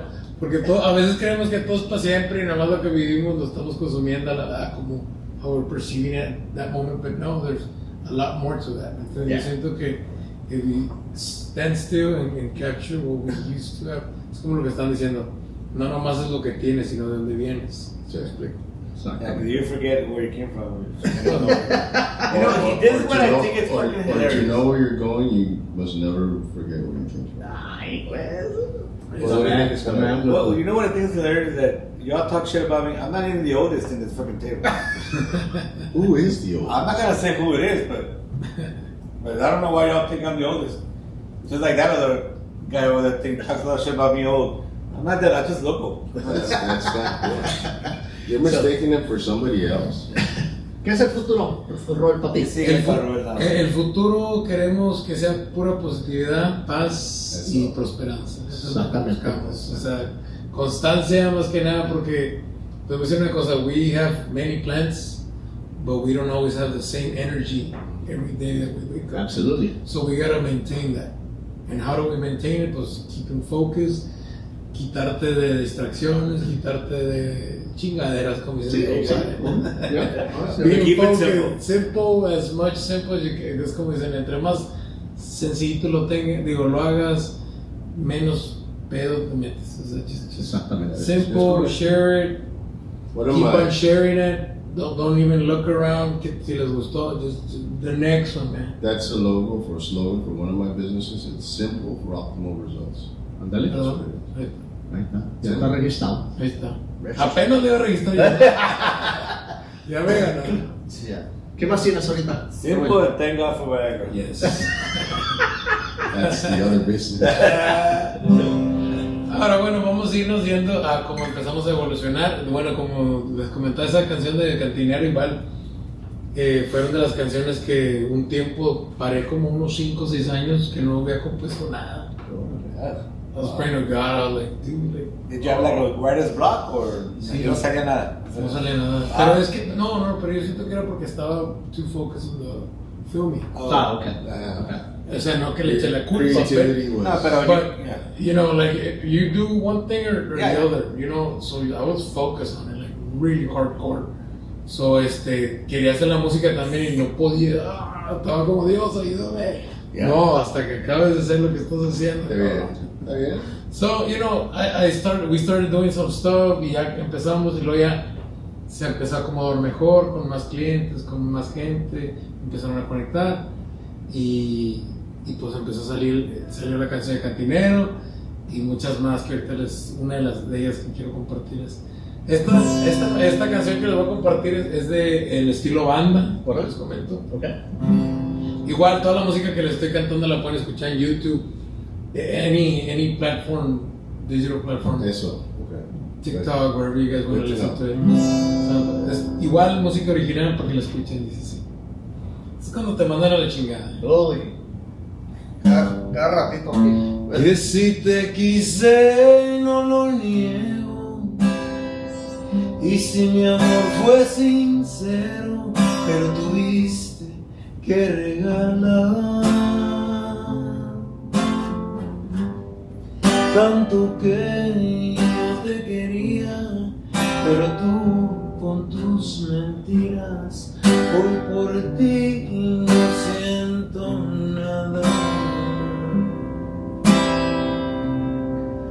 Me sorprende la coincidencia que del tú te me aparezcas y que quieras que te perdone.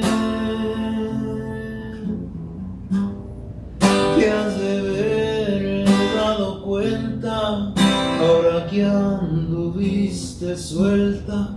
Por favor no te acomodes. A ti ya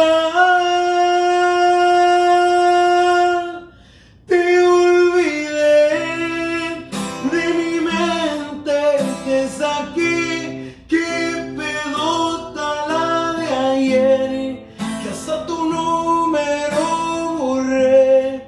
Ya no pienso más en ti, yo no sé qué haces aquí, queriendo convencerme de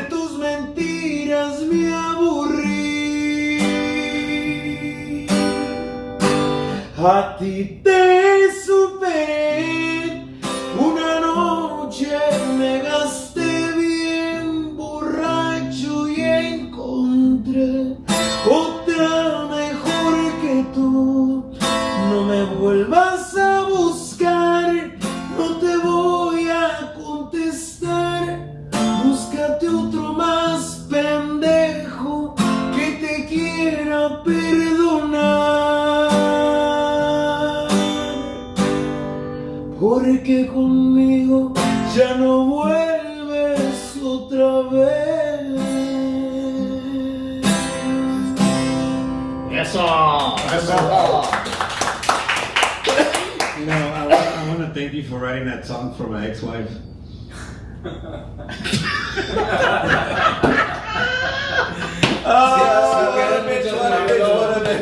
Different song. Digo, sí, That's badass. sí cuadra, ¿no? Es cierto. Sí, claro, sí. Depende la hora de la noche y Ya. cómo lo ves. Pero interpretas diferente. Pero el video está pesado, ese Está bonito, está con madre. Ese está muy bien, me gusta. Está bien. Aunque sea banda, como digo, pero la música, la tonada de esa banda. Y les voy a decir una cosa, alguien norteño, alguien conjunto, alguien tejano, si escuchara bien la canción y música, pueden hacerla cualquier Sí, se escuela. acopla a cualquier O sea, escuela. literalmente yo nomás Es lo que quiero escucho. compartir, Sí. nomás como la miro, no como El mensaje. quieren que lo yo haga. Yeah. Ándale. Mi estilo no es norteño ni No, pero es el feeling que trae la canción, es el mensaje. Se interpreta en cualquier género. Te correcto. voy a encargar una canción para que escribas. Oíla. No es la idea. Saca los $4,000. A ver si puedes hacer un video con una canción que tú vas a escribir para los soldados. Oh wow, that's a big challenge. Aquí, en Laredo. Yeah. Los de aquí de Laredo. And we can do some research to help you out with that. Porque That'll be cool. no hay mucho, fíjate. There's a friend of mine that wrote a song for Vietnam vets. Yeah. Pero I'm talking about Tejano veterans, like us, ¿me entiendes? We can tell you stories about what we was, and then Para poder we're conectar still- mucho mejor con la gente, porque te digo, I could say it through what I know, Yeah. pero estudiar mejor through what you guys actually, Oh, sí, porque you know, puedes with decir some muchas keywords, some, I you know, know, just Just ideas que nomás you para can que put se- it together. Sí, Yeah. pero- Sí, porque puedes decir, me fui con mucho valor y regresé con una pierna menos. Eso. Sí, Ya. yeah. What the fuck are you talking about? Regresé insensible a la Can we muerte. get a drug test? Hablabas No, chileno, no, güey. No, Ay, no, ¿por qué? sí, ¿Te echas algo? That's a good idea. No, la verdad, se me hace que siento que saldría algo bonito y creo yo que si me comparten un poquito más de lo que No. sería, you know, Hell just yeah. some keywords here and there. Just keywords. Yeah. Like, I don't want to sign up. Don't make me get on the bus. Dejé a mi novia y me fue feliz cuando estuve from lejos. Me duele. Pero sí. Ay, cómo duele. Ay, cómo Esa es duele. otra canción. Ya tuvimos aquí a Joe. Joe, yeah, that was here. Ay, sí. Joe, you're watching. Hello, you're not. Saludos musicales. Shame on you. Shame on you for not watching. You're an alumni guest. You should be watching all the time, Joe. Every Thursday, Joe, at 7 p.m. No, y con esta canción me quiero no despedirme, pero quiero enseñarles Órale. lo que últimamente estamos There you haciendo. go, there you go. What is here? Esta canción sí, la verdad, como les comento, sí es igual, tipo como la de, me inspiró un poquito como la de Hasta el Cielo. Ok. Todavía no la grabamos, todavía no ni la promovemos, so you guys are... Ahora. Oh, wow, we get a chance to love. The premiere, ¿no? Yeah. Eso. Ya la tenemos en YouTube, solamente, it's there, but it's not promoted. Okay. So, It's just there. yeah, it's just there. So you can guys go check it out. Nice. Awesome. Yeah. Come on. Esta canción se llama Hoy sale el sol. A ver si les parece. Quiero que la escuchen y ustedes me dicen de qué es lo que quiere decir sale.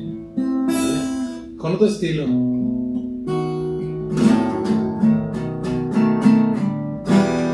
Dice así. Hoy sale el sol para el que quiere, para el despistado un día soleado le puede hacer nublado. Abre bien los ojos y vive más, no dejes que el tiempo pase por tus manos. como si fuera hoy la vida es en vano. Deja lo pasado que quede atrás y vive el presente, que es lo que tienes, y no te preocupes por lo que viene. Haga lo que hagas, van a criticar, tengas o no tengas, o si les convienes, tú sigue luchando por lo que quieres. Hoy sale el sol para el que quiere, para el despistado un día soleado le puede hacer nublado. Abre bien los ojos y vive más, no dejes que el tiempo pase por tus manos, como si fuera hoy la vida es en vano. Deja lo pasado que quede atrás y vive el presente, que es lo que tienes, y no te preocupes por lo que vienes. Haga lo que hagas, van a criticar, tengas o no tengas, o si les convienes, tú sigue luchando por lo que quieres. Hoy sale el sol para el que quiere, para el despistado un día soleado le puede hacer nublado. Eso, Roel. Very good, man. Buen Talk tema. about living day by day, man. And Exactly. Take it positive. I like Take it. advantage Y of it. eso habla de la evolución de mis temas, a cómo los he compuesto. Exactamente. Sí, wow, Roel. Wow. ¿Dónde andabas? We never got you. Aquí estamos en la Sí, red y aquí sí. también para la red igual. Seguro que sí, seguro que sí. Y como siempre aquí van a tener las puertas abiertas. Cuando gustes, bro, just give us a call. Para avances de Thank you. tus proyectos. No, claro. Lo que O sea, sea, debut de proyectos también. Right. Thank you guys for the space and, Yeah. and the window that you guys are creating, porque también es el tiempo, el espacio, la energía, you know, like everything. Yeah. Bueno, esto ya se había hablado hace poco, nomás que pues, a veces ya, como dices, no tengo dinero, No hay nada que que dar. Pero no, Roel, Muchas gracias, guys, No, a por ti, la muchas invitación. gracias. Y como siempre, tienes tu casa aquí. Se los agradezco, muchas gracias Ándale. por el espacio, la invitación y su gente, su público que escucharon un poquito de mi música y vamos a estarles trayendo más música. Yeah. Como ahorita Yes. les trajimos 3, 4 canciones. Sí. Yes. Tenemos mucho más canciones, más Eso. música para compartir, pero les digo, hay de canciones a canciones, hay de... No todo es para gustar y no todo es para que te cuadres, es nomás para que Un feeling. un feeling Sí. dependiendo cómo andes y just to let you know guys, my music is out there, ahí en YouTube, check it out. Ahí como que ahorita hablamos. Sale. Ok. Que no te vas todavía, because we wanna Yeah. get some Sorry. pictures and stuff. And you know what? So, you know, the biggest form of flattery is imitation, right? Yeah. So there's other podcasts in Laredo, and they're just looking and seeing what we're doing. So, I mean, now that you know, We have a don't be surprised if somebody asks you to come on and do what you did. You do it, man, because every chance you can to promote your stuff. No, es que yo creo que todos, si no hay competencia en sí mismos, entonces no estamos haciendo nada. Yeah, exactly. You know, like, it doesn't even matter, like, if they're not or Yeah, that's or on they are them. doing it. That's on them. ¿Sí me explico? Sí. Es igual, como te digo, yo te puedo decir, oye, pues, ¿qué están haciendo esa música? Hermano, Don't worry about it. you listen to my music, it doesn't even have to do with anything Yes. to Absolutely. what we're shooting for or Absolutely. even just thinking of. Yeah. You know, es igual como su podcast. Entonces, ustedes están haciendo el estilo, están, you know, your focus is on point, you know, invitando a artistas, a doctores, gente que... Exactamente. So, it's pretty cool, man. Something different. And again, I want to thank you because, like I said last week, I'm very sorry, man. I still feel bad. Llegaste tú ready to do this, and no sé la oportunidad, pero Así pasa, hermano. Sí. No todos. pero you came back. No, That's a lot about you, and I appreciate that. Much respect. It does. Lisa Peterson is also from one tiger to another. Many blessings, amazing talent. Sí. Once a tiger, always retarded. Yeah. She wrote that. She wrote that. Ya la invitamos para que venga. Ya está invitada ella también para que venga y se siente aquí con nosotros. No, That's what it says. la verdad agradezco mucho su espacio, su tiempo y la invitación, la cortesía que nos han brindado y nos vemos pronto. Digo, no quiere decir que Check this out. We're trying to do a telethon soon. Ah, sí. So we're definitely going to bring you on to do a performance so we can raise some money. In fact, I think we're going to land on some kind of veterans. Maybe Veterans Day time o a ver qué, pero en eso estamos ahorita. En los proyectos estamos tratando de conseguir todo el talento que se sí, pueda. como siempre le digo a la raza, le digo, es una logística, compadre. Sí. No nomás es una idea de decir, sí, que a toda madre. No. Es una logística de que si puede, que si quiera, que no quiera, que si se va a hacer y que se logre, que todo se dé un momento. Ándale, que todo venga juntos. I understand, sí, no. So we'll bother you later on with that. We would love to have you. Ya saben que tienen mi tiempo, mi apoyo y thank you guys. Appreciate it, man. Sí, gracias. No, Que se me pasen bonito. Thank you, sir. Appreciate it. ¿Cómo no? Guys, we're almost done. This has been the longest. There you go. There you go. That's some music right there. No, me cae que shut up. No conoces el vato. So we got one more guest, and we thank him because he's been here since the beginning. He ate like half of the pizza Since 2 p.m. I don't know if he drank. He's been outside. Outside 2 p.m. Actually, our security guard. It's just a I'm security. just playing. Somebody who was he on the show? A couple of podcasts. No, he wasn't. It was the ultra. It was his twin brother. He wasn't here. His twin brother. Anna, come on in. So thank you so much, man. No. It's all good. Camera. So Adam's here to promote something very exciting, something new in Laredo.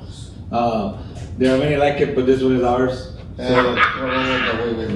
Wait. What? I just want to clear something up. Go ahead. Is it true? And you don't have to, accept or deny or. I'm not gonna confirm or deny until I Are actually you? hear legit. I hear that you're Lucio Santana's keeper. Yes. That you're the one that puts him in the box. Porque acá que Mr. Rich, que mogul, y que. No, I keep him at bay. Okay. Don't invoke him, cause. Dude, what do you feed him? Like gold dust? Or he thinks he's like. He's spinning in jet setter? Used condoms. A lot of drugs. Just to Well, keep him at bay. I'm just glad he's not here today because we talked a lot about vintage stuff and you would have said it's. Here. It's all He would have had a hashtag field TV, day. A little bit wanted like just no. It's kind of like Jekyll and Hyde. Oh, I got you. So, regardless, I just wanted to clarify that. Yes. Now you said okay. Yeah, It's no. more like I'm the one in control. It's more like RuPaul. Oh. Well, no, because RuPaul is still just one person. No, it's not. It's Jekyll and Hyde. RuPaul. You see, you're invoking. You're invoking the Lucio. Okay, no. You're invoking No, Lucio. No, because I see gold chains in the chair over there. Yeah. So at any moment he can pop up. Please, Yes. please. So I see the fedora and the gold chains there. It's kind of like Beetlejuice. Yeah. You don't want to say Beetlejuice 3 times. He's gonna end up appearing. So you don't want to provoke him 3 times to. Just RuPaul. So we kept you here for the longest time. So I know No, it's fine. I know we won't take up too much of your time. No. Just don't worry. as TJ was started saying, tell us about where you're at with the. So, as you guys, as I've been trying to promote, or Lucio has been promoting, we are starting up a wrestling academy. Right. We're gonna have. So it is true. He wasn't just throwing it around. Oh, no. He It is has the money to do it. The way he was doing it was kind of he wants to take all the props for it. Right. No, we do have somebody that's helping us out. He's gonna And, be coming out of the box. Yes. He's trying. He's knocking. But is that true? I am in charge. No, I'm in charge. I'm the guy to come and talk You're to. gonna start like, stop talking. Start a fetal position here in the cold shower. No. So no, we are starting. We're actually shooting for June 2nd to have a open house for the academy. We want to promote. Well, I want to start promoting already. We're on the final stages of actually finishing up the ring. Oh, actually. We have a ring. We have the location. Great. It's gonna be at the Mariachi Mix location. Okay. So I want to call that area the Mariachi Mix Patio. The patio. So, yeah, the patio. It's patio for us here in the U.S. Oh, patio. It's not patio. patio, it's patio. Oh, I'm sorry. Then we should call it yard. Yeah, there The you go. yard. Yeah. Mariachi makes yard. So yeah, no, Stomping ground. Yeah, stomping ground. Yeah, you know what? I like stomping ground. I think we should call it Because Mariachi it's, Mix right. Stomping Ground because it is. You're right. You know what? Props to you. Yeah, that's why I get the big bucks here. Yeah, no. So once we make it big, the idea you're gonna get some royalties there. That's what she said. Once you make it big. Point. Well. Hello. Hello.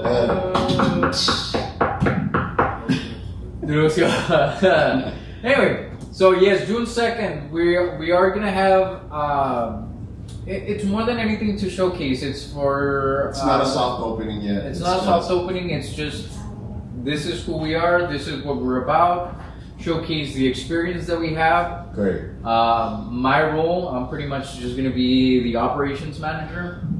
I'm gonna be operating everything. I have trainers already that are gonna be there, or at least most of them are gonna be there. Would you like to say some of the trainers? Like, is it OG guys or It's recent, current actual wrestlers, or It's current wrestler. It's 2 current wrestlers. One of them, I don't want to mention their names just yet. Okay, no, that's Just fine. until we have them. I just want the audience to Yes. maybe get tuned in. One of them, he has quite some experience. He's a second generation wrestler. His dad was a wrestler in Nuevo Laredo at the Caro Luis, and then they come and wrestle here from Los Comandos. Oh, nice. So one of their sons is gonna be one of our, well, he's gonna be my head trainer. So he's gonna be the one leading and everything. Yeah.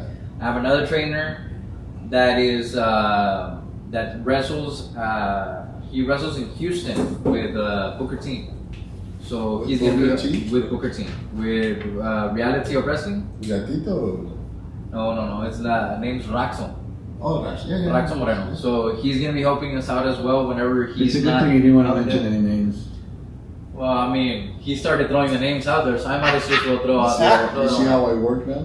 Yeah, it's Psyops. Yeah, psyops.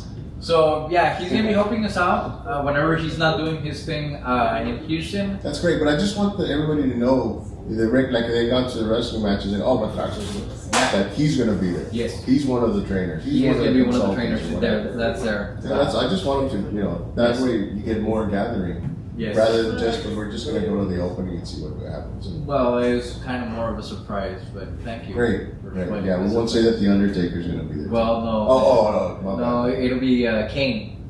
Cole. Yeah, Or Kane's, Mexi. yeah, but Kane's fried chicken, right? Mexi King Mexican. and Co King. Anyway, so yeah, props out to that guy that he was just at one of the events for APW. So Nice. Co King, I guess Rudy somehow brought him. Props to him. But yeah, we're trying to get this going. Regardless of what Lucio said, yes, we are looking for sponsors. So if anybody is willing to sponsor, That's the reality of things. the reality. He comes in like, okay, I got to buy as my supporters. That I got all this. Like I said, he's a big Jackie, dreamer. Lucio's a big Emirates dreamer. States, I don't know. I sometimes I just let him run with it. Yeah. So do we here. Like when he shows up, we Oh just put yeah, up no, with him. thank you. Because if not, I have Next to. time we're just gonna call you we get you off your vehicle and come get him out. Yes, Because sometimes he does get a little annoying, to say the a least. little. Shit, I'm surprised TJ hasn't beaten the shit out of Yeah. him. Well, we just don't want to bother you when you're waiting for him out there in your vehicle. No, We don't want blood in your truck. But he does say, well, my chauffeur's waiting for me. It's Yeah, like, yeah.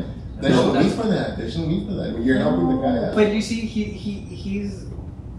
Como dice, dime de qué presumes y te digo de qué careces. Yeah, that's true. Put it that Very way, true. Very true. Right? So, like I said, I'm surprised TJ hasn't beaten the crap out of him.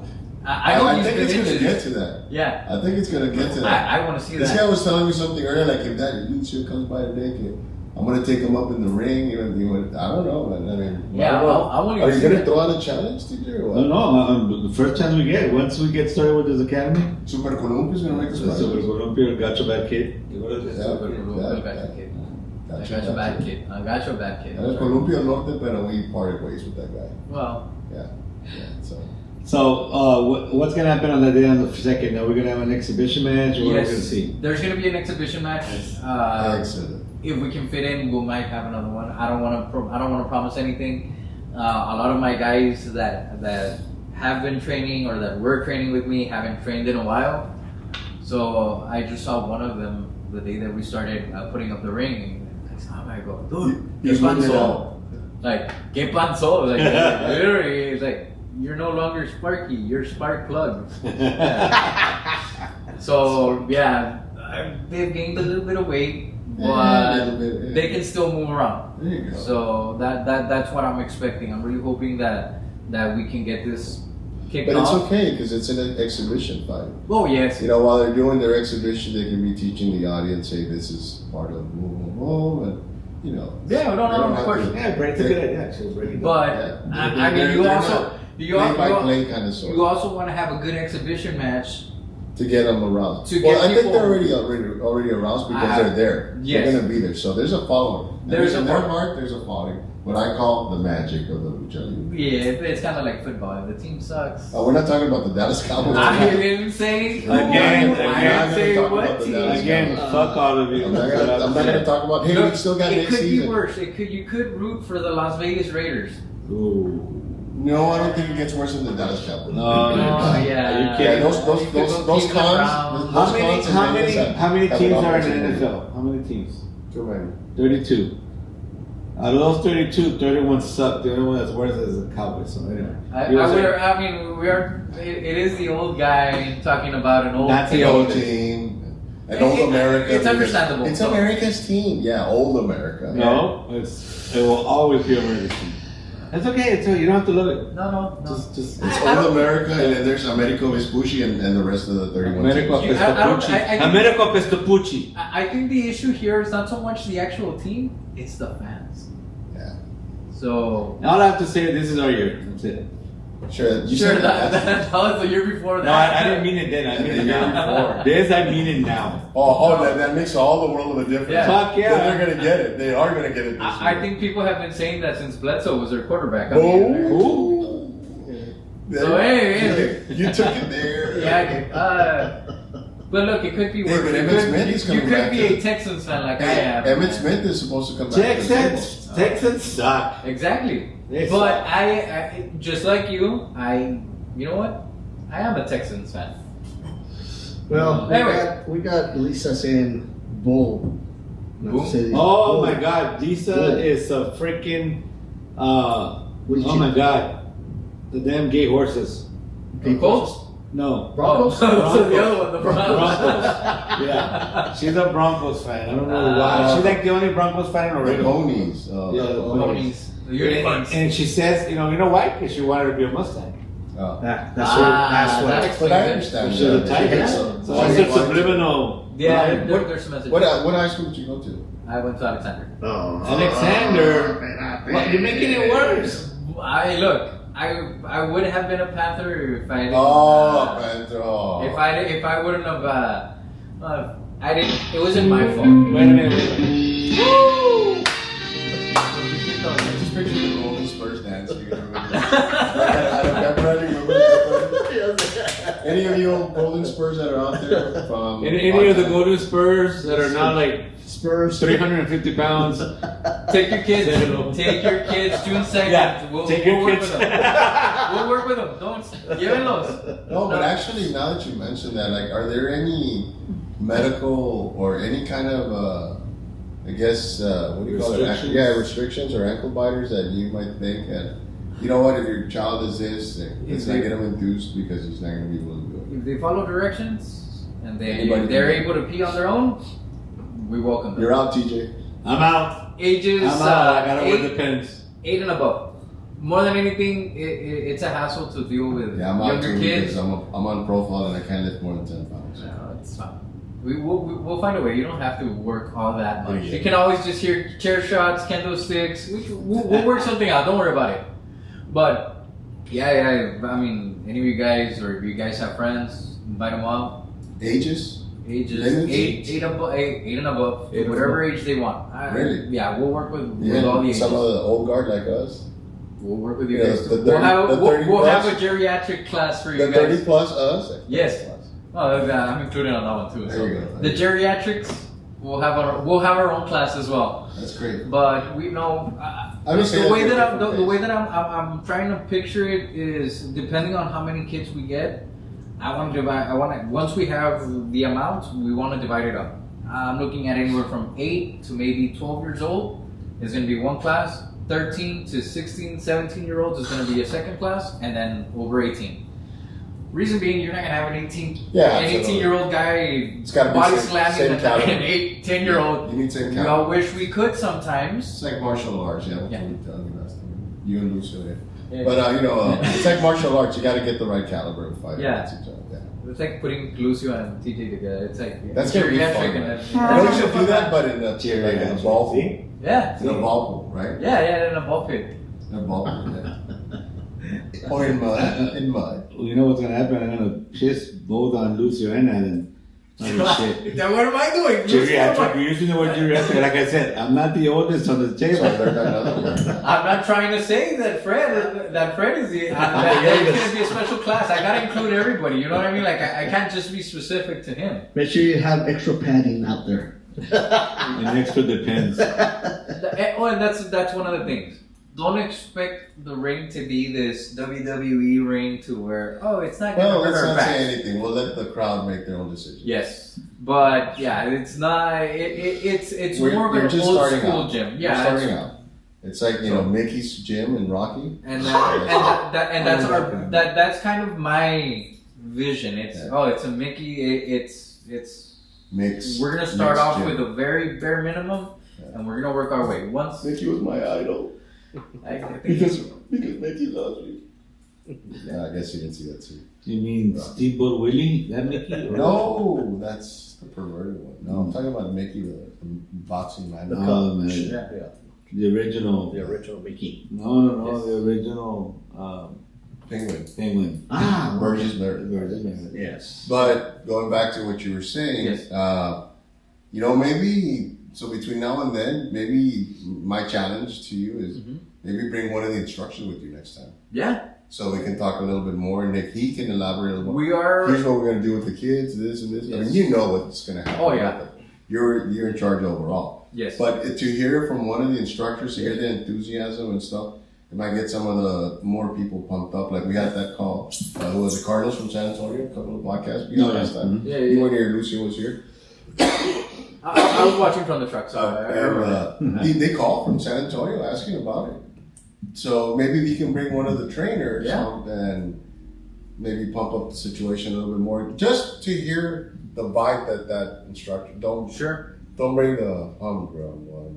Talks like. Oh well, yeah. Most of them are like that. Okay. That's why they have Lucio, because Lucio's the one that does all the. No, we're tired of having Lucio, man. Seriously. But on a side note, that's one of the things. All joking aside, my main focus when I'm gonna be training with these kids is that it's character development. Oh, absolutely, to 100%. As you guys know, we're very different characters. Yes, because that's a common mistake in wrestling. They turn into the same one, and it's No, it's not only that. They start with Greco and then pro or lucha, and then they go into pro. Yes. But they never develop character. They develop character afterwards. Yes. No. And I don't want to do that. I want these kids to lose. If the kid wants to wear a mask when he becomes a wrestler, Yes. then he starts wearing it since he starts training. Yes. Like in Mexico, like the lucha do. And Simple you as that. start developing up that character. The thing is that you want to develop up their basics first. Yeah.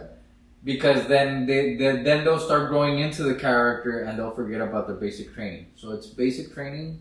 You have them learn the actual basics. You give them a gimmick first so that they can start getting into the ring and they can start wrestling as a gimmick and not their character. Because then I've seen it. That'd be To nice. where- Maybe I'll do a class or something. Yeah, so that one, because you'll have it once in a while. You'll have guys that come in, and then you give them like they'll start developing up their character, and they don't want to do anything else because now it's gonna hurt their character. Well, no, dude, that's why you have to wait until we give you I'll take a couple of classes and take then classes, they get do a into the debut. actual ring without you being your character. Because Yeah. if you debut as your character and you bomb the shit out of it, You're done. with you're it. done, and there's no getting back on that horse. It's real tough. So that's why I always think, okay, basics. We develop your character. or we develop your character while you're still doing basics. You come up to me, you're gonna give me your ideas. What do you want? What type of wrestler do you want to be? Whether you want to be a brawler, whether you want to be a high flyer, whether you want to be technical. I just want to have like wizard powers. I just do this and they fall and like that kind of stuff. And, trust me, Just and to be honest, I want to go away with that because you see Yeah, it a yeah, lot. yeah. You see the guy that's wrestling. Yeah. He's wrestling we call it the invisible bear. Sure.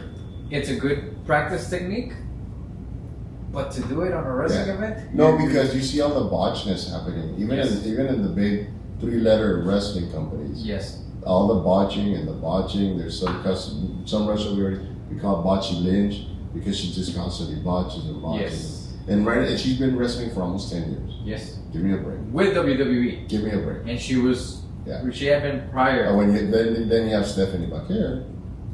Dude, 3 months she's a double title champion. Mhm. It's for a reason. Oh yeah, It's for a reason. we have esta muchachita from Laredo, Roxanne Perez. She started The Prodigy. the Yeah. Prodigy. Although, and I don't care if I get beef, but there's a LWA. Sure. Got If it. you go into their page right now, it's all of that's their main focus. Yeah, And, hey, because she fine. came out of there. Well, Somewhat. you would think that she would remember and she'd say, "Hey, Here's the thing though. I don't think they let them though. why For a not?" certain time. They keep saying that she's out of Laredo, so might as well say, "Hey, you know what? But Or not from I what started promotion. But because my there's, career there's, in there's Laredo. no linking between the promotions. That's why. But even at Shawn that, Michaels she could've- should have said, "I started I'd not say the name of the company, but saying I started wrestling in Laredo." Shawn Michaels then for I a long moved to time Houston. couldn't say that he was originally from San Antonio. Or that Jose Lotario, which is a Blue Demon here in the US, was his actual coach or trainer. Yeah. So, or But there's ways of doing it. Ultimate Warrior and Sting were what do they call they were like the first run of the Road Warriors. Yeah. But then they had to break them up. It became the Dingo Warrior, and then the Ultimate Warrior, and then Sting became the Yes. Blade Runners. That's what they were called. But then I They go were back. tag teams. There's ways of saying it. Sure. Yeah, I started. Stephanie Vaquero, maybe she didn't say that she came out of Consejo, but she says she came out of Mexico. She came out of AAA. That's what she said. I know she's Consejo, but she did some time. The She did last some time time. Was But AAA. because there's the link, but she still said Mexico. Before AAA and everything, Yeah. she always said Mexico. And you know she's actually from Chile. Yes, she's Chilean. She said that she started her career in Mexico. So what You I should mean check her is, out, man. She's a real good wrestler. yes. So if she wanted to, she would have found a way to give Maybe we props can to get her on the that. podcast here one day when she comes through. Yeah. That'd be very Her, even Roxanne, if she comes often, so Yeah. sometimes she'll post and she's like, "What? She's here." My little girl's on the Papi, Roxanne's here. Like I know, Mama. But see, but that's cool because maybe those people made one appearance, one cameo Yes. at the academy. Oh yeah. They'll, apart the the side that they're getting this awesome training, Yes. they're meeting some of their now stars. And We what I couldn't do that wanna- when we were going on, unless when Kamala came into town at the Von Erich with Southwestern, World Class Championship. Only then we didn't have anything else.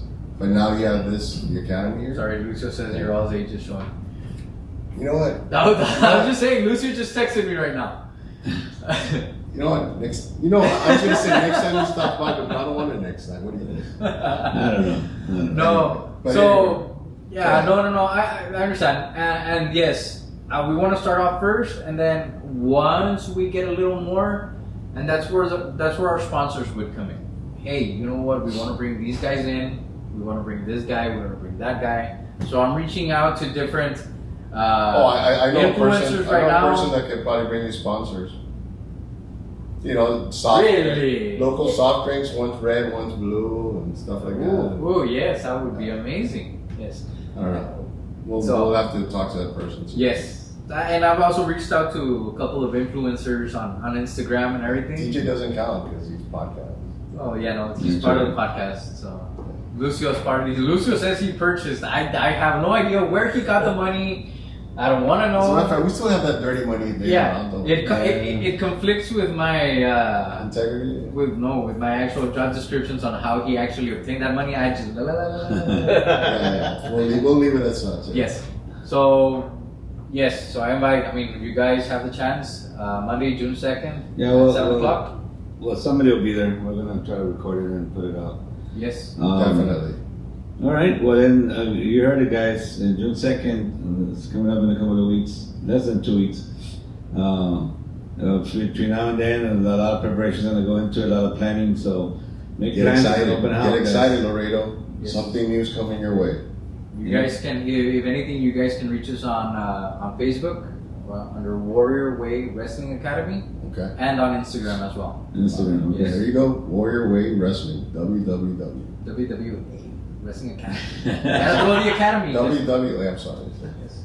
All right. Well, and thank you so much, man, for your You're time welcome. and for waiting here all this time. It's Yeah. 3 hours of waiting. So He probably has Lucia in the car waiting. Yeah. Yeah. With the AC off. With the windows up. Oh, yeah, no. Yeah. Bill's character. That's cool. I like that. Bill's character gets you arrested. Yes, but he's an adult, so it's on his. It's on his own. It's not like he can't lower the window. Exactly. Well, I think can- he's the Oh, he's like, yeah. no, I'm too tough that I can tough this out. That's Yeah. it. I think that would be him. Yeah. It's like I bet, and that's the This only is way I kept him nothing. there. This is nothing. Put boiling water in here if you want. I don't care. Like that sounds. I told him and I go, I dare you. You can't stay in the vehicle with the windows rolled up No security. and not here. say anything. Security has pictures of him here, so he's not allowed unless TJ No. says, yeah. Yeah. Let him in. So, yeah. Thank you guys for your time. I appreciate it. Thank you, man. Thank you. See you guys later, bro. Thank you and best of luck with the academy and let us know whatever else you need from us. We'll go. Yeah, Laredo, again, something new's coming your way. Let's support it. All right. If anything, get out there, look at it, try it out. So if it's not for you or your kids, then walk away. Yes. But Try it. support, try it. Please try it. Yes. Thank you. Awesome. Thank you so much. Alrighty. Well, guys, this has been our longest podcast. We had 4 guests today. Actually, 5. Bye. With Alan. So this is the longest we've done. It's awesome. It felt like it went by super fast. A lot of good conversations. We really appreciate the artists that performed. I mean, that takes a lot. You know, you're talking about singing and playing unplugged your own music. Not only a cover. I'm talking about your own thought process. So that's pretty cool. Yep. Southman, anything you want to say on the way out? Now, well, pretty much we want to thank everybody. We thank all the viewers. Please subscribe, like, and click on that little bell, that notification for the next episode. Episode 11 that's coming up next Thursday at 7 p.m. Again, it's the Big River Talks podcast on YouTube and soon to be out on Facebook as well. For more information, there is a Facebook page. Let us know. Give us your thoughts, comments. No BS, but the real thing. We are here improving everything that we can possible for your entertainment, for your viewing pleasure as well. So, and we thank everybody for tuning in and staying up with us. Thank you so much, TJ.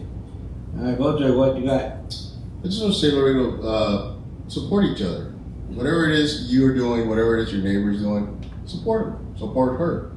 And be honest. People say, well, what do you pray for? For peace? No, I pray for honesty. That's what I pray for. If you have honesty, you have everything else. If you're that, I'm not going to say it, but if you're that person that say, ay, ¿cómo me veo con este vestido? And you say, oh, you look wonderful. No, be honest. Tell them. Pero eso está mal envuelto. Go change. Go change. I always encourage you to wear that. You know, you're so old and you're still like relaxed. Let's just be honest, man. Don't be rude either. But let's be honest. And Laredo, take care of yourselves. And until next week, God bless you guys. All right, well, again, guys, I think this is probably one of the most fun podcasts we've had. We had some already, but today was really good. So I'm going to leave you on a quick note. A lot of times, men get accused of stepping out of the relationship for whatever reason. And of course, it's easy to blame the person that does it. But let me tell you one thing. This is a movie called How to Lose a Guy in, what was it? 7 days, 10 days, whatever. Something like that. Yeah, That's a 10 cheap days. thing. I don't Yeah. know. You saw it, though. So rom-com. So anyway, so you want to lose a man, ladies? let me give you some advice. Keep on yelling. Keep on raising your voice at him. Keep on thinking that you're a strong, independent woman by talking your shit out loud, and you're gonna lose that guy. Even if he loves you, he's gonna want to get away from you. And then they're complaining there's no good men. Yes, exactly. There's not enough men. No, So- because you're emasculating her. Next week we'll make it fair. We'll talk about how men mess things up. Right now we'll talk about how women mess things up. Isn't that like a series of podcasts? Yeah, it could be. Right? And the second one, women crave love, men crave respect. All right, it's that simple. If you meet a guy and he's a certain way, the biggest mistake you can make is think that you're gonna change him. You're not gonna change anybody. You're not. You're not. Only her chances of staying with them. Right. So disrespect, guys. You want that guy to start talking to somebody else, because there's different forms of cheating. It's not just sexual. There's emotional. There's a lot of stuff. So you want to lose your guy, disrespect him. Go ahead. Another way to do it is use any vulnerability that he opens up to you. Use it against him. Use it against him in a fight. He told you something in secret, in trusting you, and the minute that you fight with him, you're gonna throw it back at his face. He will never, ever tell you anything again. I promise you that. You don't believe me? Try it. And the last thing, I'm only gonna talk about 4. Okay? Keep on asking for shit above his abilities. Us men, our job is to provide you with security, with a home, with what you need, basic stuff. That's our job. Keep on asking me if I'm a janitor and you want me to buy you a fucking Mercedes. Don't do that. Support me and let me get better so that I can afford one for you. But don't demand shit. And I'm talking about how women make mistakes. Of course, we make a lot of mistakes. Yeah. But let me tell you, a lot of times, good men are pushed away because of the way their partners act. Yep. So wake the fuck up, respect your man, thank him. Think of it this way: Mother's Day, you could not find a fucking restaurant. Everybody took their moms out. Everybody.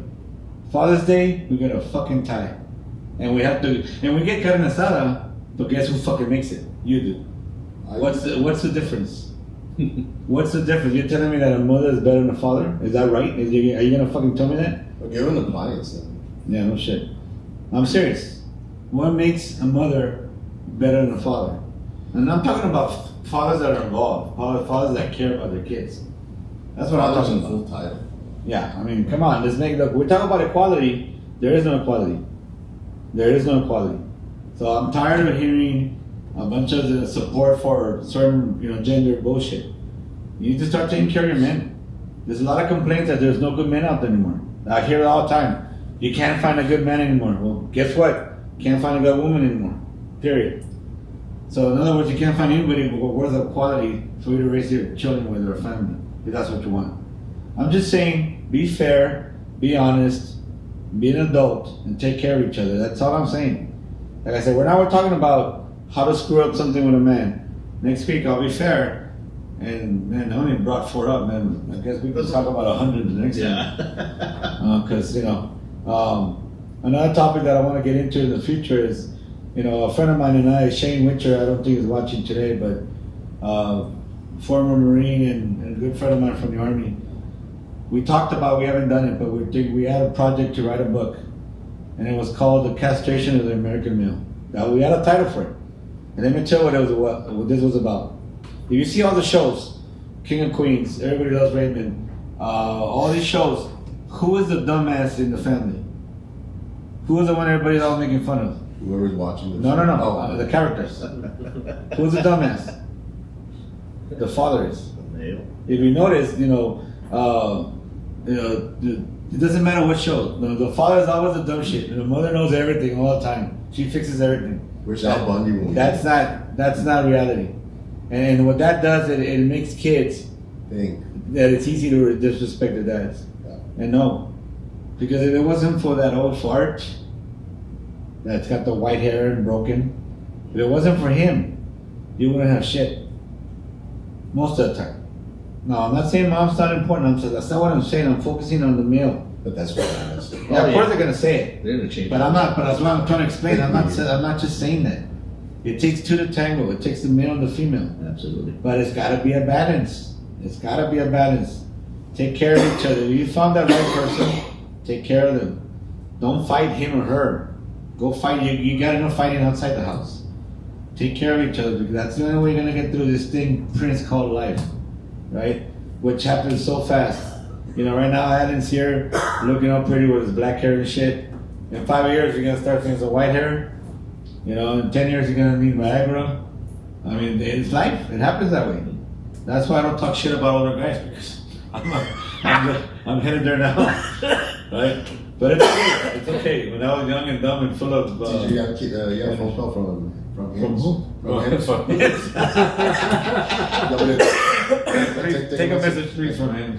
They do bring it over. You don't even know what it is. Anyway, guys, I'll get off my soapbox. I mean, that was just my message for Hey, the just day. also, TJ, Monday, man, it's Memorial Day. Oh, yeah. I'll So, never forget. so Memorial Day, guys, come on. You know, when you take the day off, guys, those of you that get the day off, and you celebrate, understand, it's just like we're doing Christmas time. You know, remember the reason for the season. Well, remember the reason for the holiday. Well, understand what it means. There's a difference between Memorial Day, between Veterans Day, Independence Day. They're all different. They're all different. If you're not sure, look it up. Understand. It's on the webpage. Yeah, and when you see, Southman posted it. Yes. and when you see a veteran, guys, look, that's one thing. Laredo's not good at that. Laredo, it's you know, San Antonio is known as military town USA. Laredo is not. And I wish it was. It was a chisme town. Yeah, I wish Laredo would pay more respects to the veterans, to the you know, because and I'm talking about me. I don't care. You know, I don't need that. But there's some veterans out there that need to be told. You know, thank you for your service. Thank you for your sacrifices, and rightly so. To me, I have the utmost respect for Vietnam vets. Those guys, Oh, yeah. The real ones. they went through a lot of shit, and you know, our war was different than theirs. Our war was very different. So my hats out to those veterans we're losing them every day. They're getting older, and they're going to a better place. But for now, guys, that's all we have to say for this time. Like I said, I think we hit a record with 3.5 hours. So not bad, not bad at all. Keep watching, keep listening, Yes. keep chiming in, Laredo. All right. With that being said, guys, have a great one. Take care.